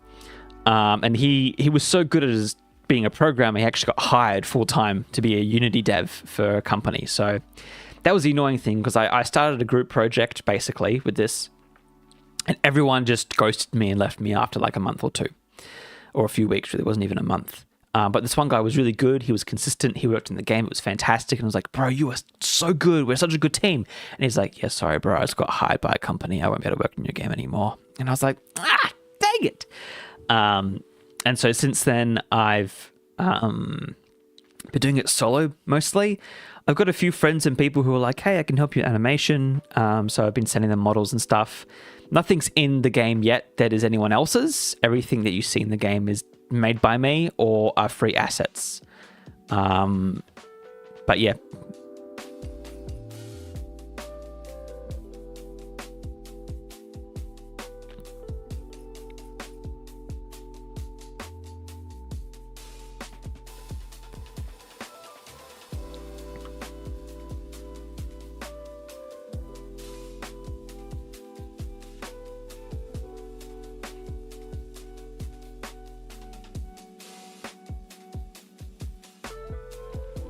But yeah, so I'm a solo dev, basically. I have a friend who we met at GCAP last year, and a game convention, and once I finish this game in Unreal, oh boy, sorry, excuse me, I'm probably going to try and make a few smaller games with him, probably in Unity. I want to see if I can convince him otherwise, but he's pretty consistent. I'm like, nah, I'm using Unity, I'm happy with it, I'm not moving anywhere. So that'll be fun. But I do like Unreal, and I like making games in Unreal. And, you know, the way I see it, I only have so much life, you know, to experience and do things. And as much as I love making small projects, I also want the ability to make the big ones. And if I do have the skills and knowledge to do it, then I do want to make those magnum opus. You know, my core, the games that like my magma, you know what I'm trying to say. Math's dry.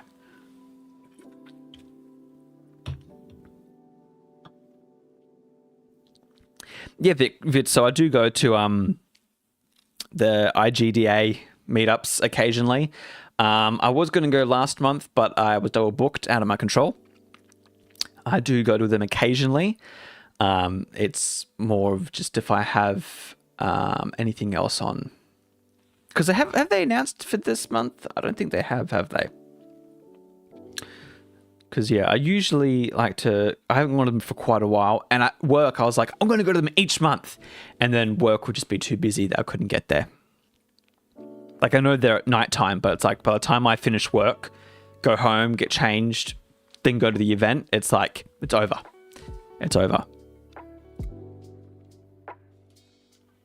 Yeah, I heard last one they had Playside there, and I was kind of like, I'm not really up for that.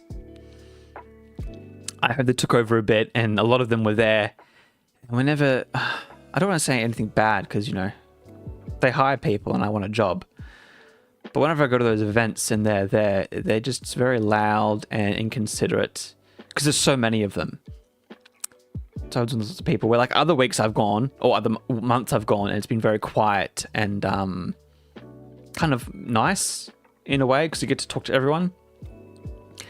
But, you know, I haven't been since they've started getting people to go and have playtest areas. I'm really keen to do that. And I like doing the smaller meetups as well. It's nicer. I don't like it to be overly crowded and weird, because then I get more imposter syndrome too, because everyone's like, yeah, I work at a game company and get paid for it. What do you do? I'm like, I'm unemployed and make video games solo. Yeah.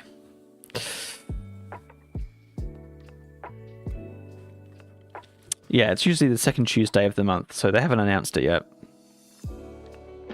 Anyways, so you guys all, Vid, I forgot what you mentioned before. You're doing smaller projects with teams, aren't you?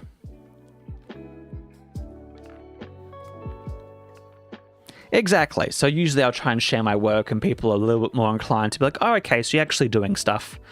It just sucks, because I feel like whenever I go, my thing is like half broken. And I always set the goal to try and make something that's like playable. But stuff will always break like the week before. And I'm like, oh, damn it. Like right now, it's like I want to show you my game and how it works, but I can't, because there's this one thing that's broken. I have to go fix it off stream because it's too much power. I'll just be sitting in silence for an hour. But no, it's cool to see you there. And hopefully I'll see you at the... actually, I don't know if I'll be able to go to the next one. I think I'm too poor.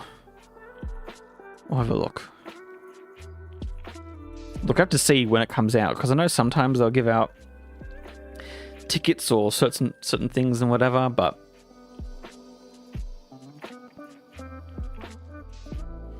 anyways, that's been that. Probably see you at some future ones.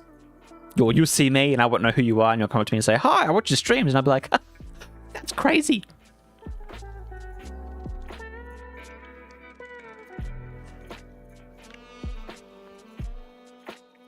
Yeah. So I'd love to go more, but man, getting to the city is a pain in the butt now where I live. and it's just expensive. Like when you talk about, paying for public transport, going in, buying a ticket if you want to have dinner as well, because usually it's around 6 o'clock. It's like, well, I'm hungry, then I want a Parma. Get a Parma and stuff, sit down, talk with people, and then it's over. So I feel like it's definitely an event made more for people who are in the city and who are coming from work in the city. Where for a lot of other people, it's really not a viable option.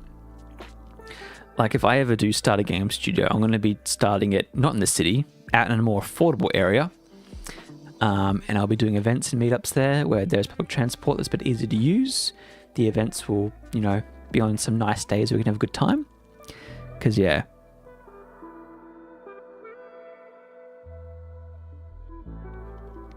Yeah, McCree, are they tax deductible? I mean, I'm a sole trader. Does that mean GCAP's tax deductible as well?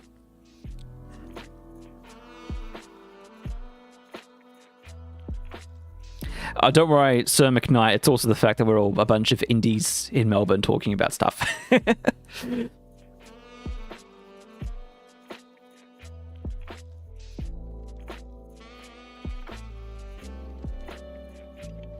Buying games is tax deductible.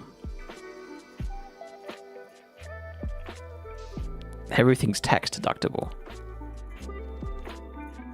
Yeah, it can. Oh, yeah. Now I really do have to do. Okay. Does meeting up with friends in the city to make games count as being tax deductible if I'm doing playtests? Because then I need to redo my receipts. Yeah, damn, McCree, that's crazy. 1.5 hour drive. Like, for me to get... they usually have it at Fortress, don't they?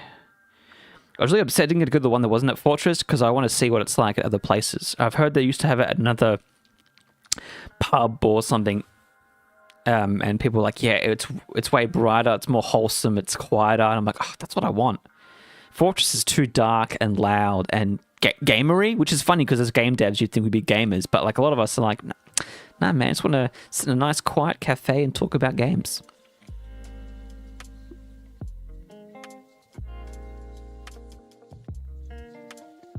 Unreal Fest is as well. Sorry, did I burp into the mic? Don't know if you heard that. That's a good point. Oh, damn, why? Oh. Okay, here's a question for you. If I have this is me asking for tax advice now. If I have a sole trader business and I do these things, but I make basically no money from it, is it still tax deductible? I don't make any money from my games, but I do have a business that is for games. You see, for me, it's an hour and 20 minutes to drive into Fortress if I was to drive there. And it's 2 hours by train. And I've got to catch a bus first as well.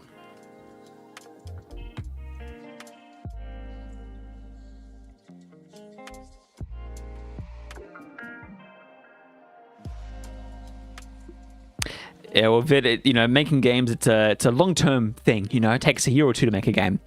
For me, at least. Yeah, see, I've only gone to the Fortress events. I always miss out when they go different places, and I'm like, I want to go see a different place.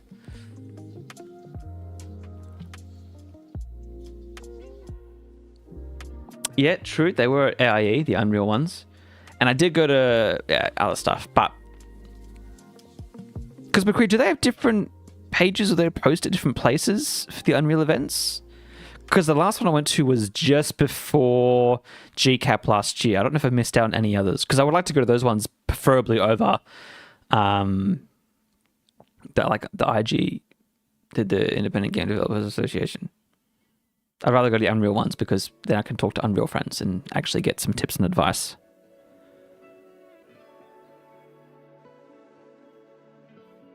Hey!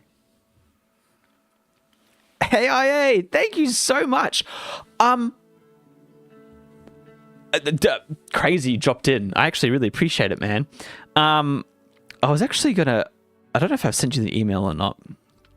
But since you're here in the stream, I can ask you up front in person. Hopefully you're not going to, I know it's late and stuff. I'm doing podcasts again. Are you down for a podcast? To be a guest on my podcast for an interview, like I did with Sam Yam and Thomas a little while back. If that's something you're keen with, I'm going to send you an email for some details, and then we can work that out. If not, that's fine, because I know you're busy. But I'm restarting podcasts again soon. I've got 2 guests lined up, I think. Oh, sweet, man. You up for it? Great. I'll send you an email then with some details. Cool. Well, thanks for dropping in. I appreciate when other devs come in and say hello. It's always very heartening. I feel like I'm a part of the community when guys like you come in and say hi. A lot of the times I feel like an imposter, especially in the Discord. I'm like, ooh, you guys are producing way cooler content than me. But, it's good. I appreciate it. You're awesome. All right, Sir McKnight. Have a good night. Goodbye. Yeah, we are all imposters, aren't we? We're all fakes. None of us are actually really YouTube game devs, are we?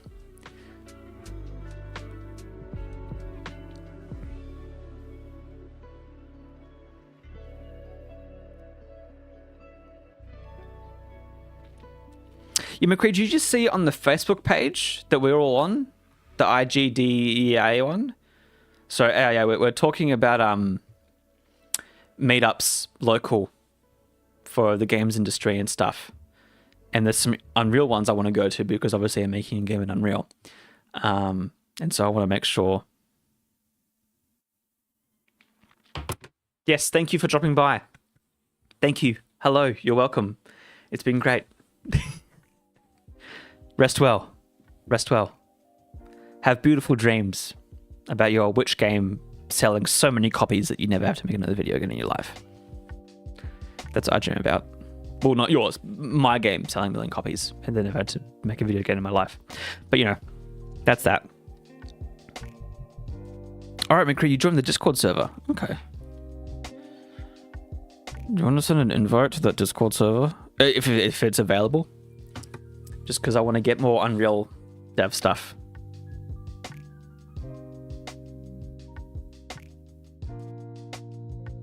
Oh, you're talking about you joined my Discord server. I thought you were talking about Unreal stuff. Never mind, it's okay.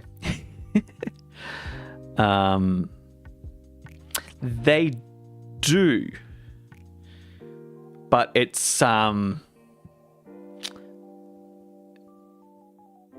yeah, I see you joined the Discord. They do have a Discord server. But it is very messy. Well, like messy is the wrong word. There's just a lot of people there for different reasons. Like you get obviously people who are in the industry, others who are trying to break in. You'll get random job listings for stuff, and then people will be like, "Hey, this is the wrong channel for this. Warning." Yeah. I might. There's also an Aussie Unreal Discord channel. You mean the server, or there's a channel inside the Game Developers of Australia? I mean, they always do the events in Vic and Taz, so I feel like, yeah, they always post. We've got one for ArtQuest, the Smart Program.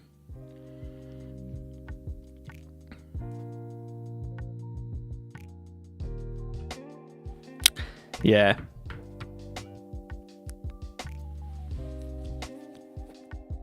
Because that's one thing I want to get more involved in is the local Unreal space. Because that's, like I had an issue this week with Unreal. And if I was just like, I just need a friend who can look at this. Because my friends don't know blueprints. Like they're all software engineers and stuff. And I'm like, I need someone who understands blueprints, who can look at this and be like, hey, Nathan, you did this wrong. Figured out myself, and it was the stupidest thing.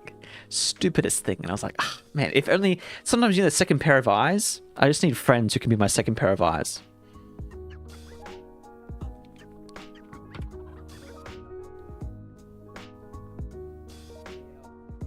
Unreal Oceania server. I will look up for that, and I will probably join that one.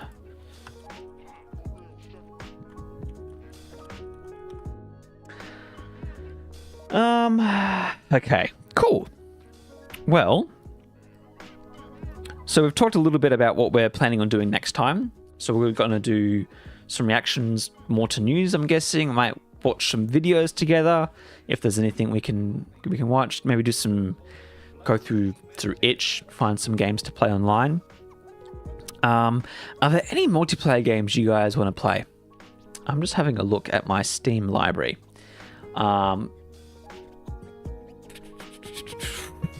Like Helldivers is kind of dead now, isn't it? The Finals I have not played in a while. Counter-Strike, like I don't know. I'm just trying to find something we can kind of be a bit more chill. Oh, I was going to say Minecraft. Who wants a Minecraft server we can all jump on and play? I'm down. Hey Vid, send a link in the chat and I'll have a look. Okay. Thank you, McCree. But yeah, I think that's it for today, everyone. It's 4 o'clock. We've done a fantastic stream. You guys have been awesome. Yep, I got the notification.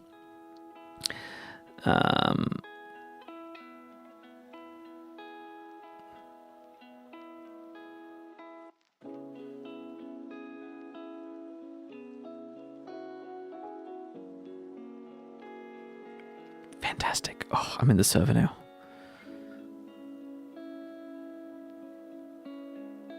Trade and respect, no offensive names, keep political discussions civil and respectful. I have read, not evade bans or mutes. Yep. And that was a stream of Nathan joining.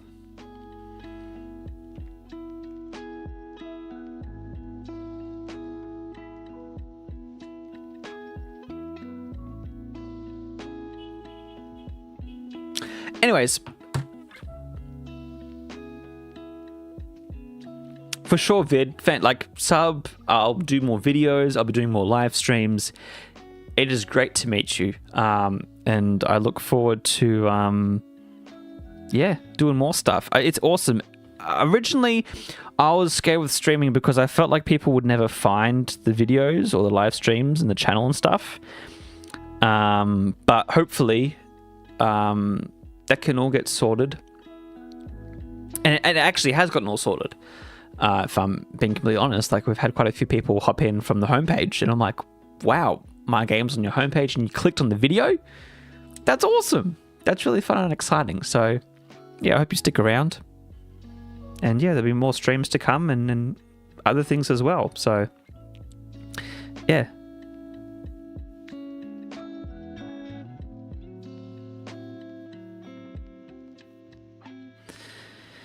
So, to finish off, I have a new screen here. I think this music's actually beautifully tied in with it too. Gonna hit the button. Thank you all for watching this stream. This stream has been sponsored and is available because of my supporters down below. They're fantastic, beautiful individuals who have set aside some of their money to support me each month. I'm genuinely very grateful for them and their faith in me as a creator. It goes a long way. You know, this whole experience of me starting a YouTube channel and really trying to do this full time has been quite a scary, and it is still a scary experience, you know, but it's been something that's been quite satisfying to me as someone who's been trying to do this for years and years and years now, having people who actually watch my stream for 4 hours. You know, we've had over 10 people here concurrently, which is fantastic for me. You know, younger Nathan would never believe that and would, you know, just hope the world to have at least 2 people who he didn't know talking to him on the internet. And now there's all you awesome people who, some of you are very far away and some of you are quite close. And it's crazy to see that. So I just want to say thank you all for watching the stream. Thank you for sticking around, and thank you for, especially those names down below, for supporting me. You're all fantastic. And for all of you who've been chatting as well today, like, you're all amazing people. And hopefully, you know, we can work towards our goals of, you know, for me, making a game studio, making a video game, and having success in life, having a fulfilling life, and doing all those things. So, Yeah. Vid, you teach at AIE. That's awesome. I might reach out to you a bit later. But yeah, thank you all for watching. They're all fantastic individuals. And yeah, I guess goodbyes are always the hardest because it's like, I don't want to say goodbye to you guys because I'm having fun here. But it is nearly time to wrap up for me in terms of other responsibilities and things I've got to do. But it's been a great stream. You've been a wonderful audience. Thank you all for watching. And I'll see you all in the next live stream.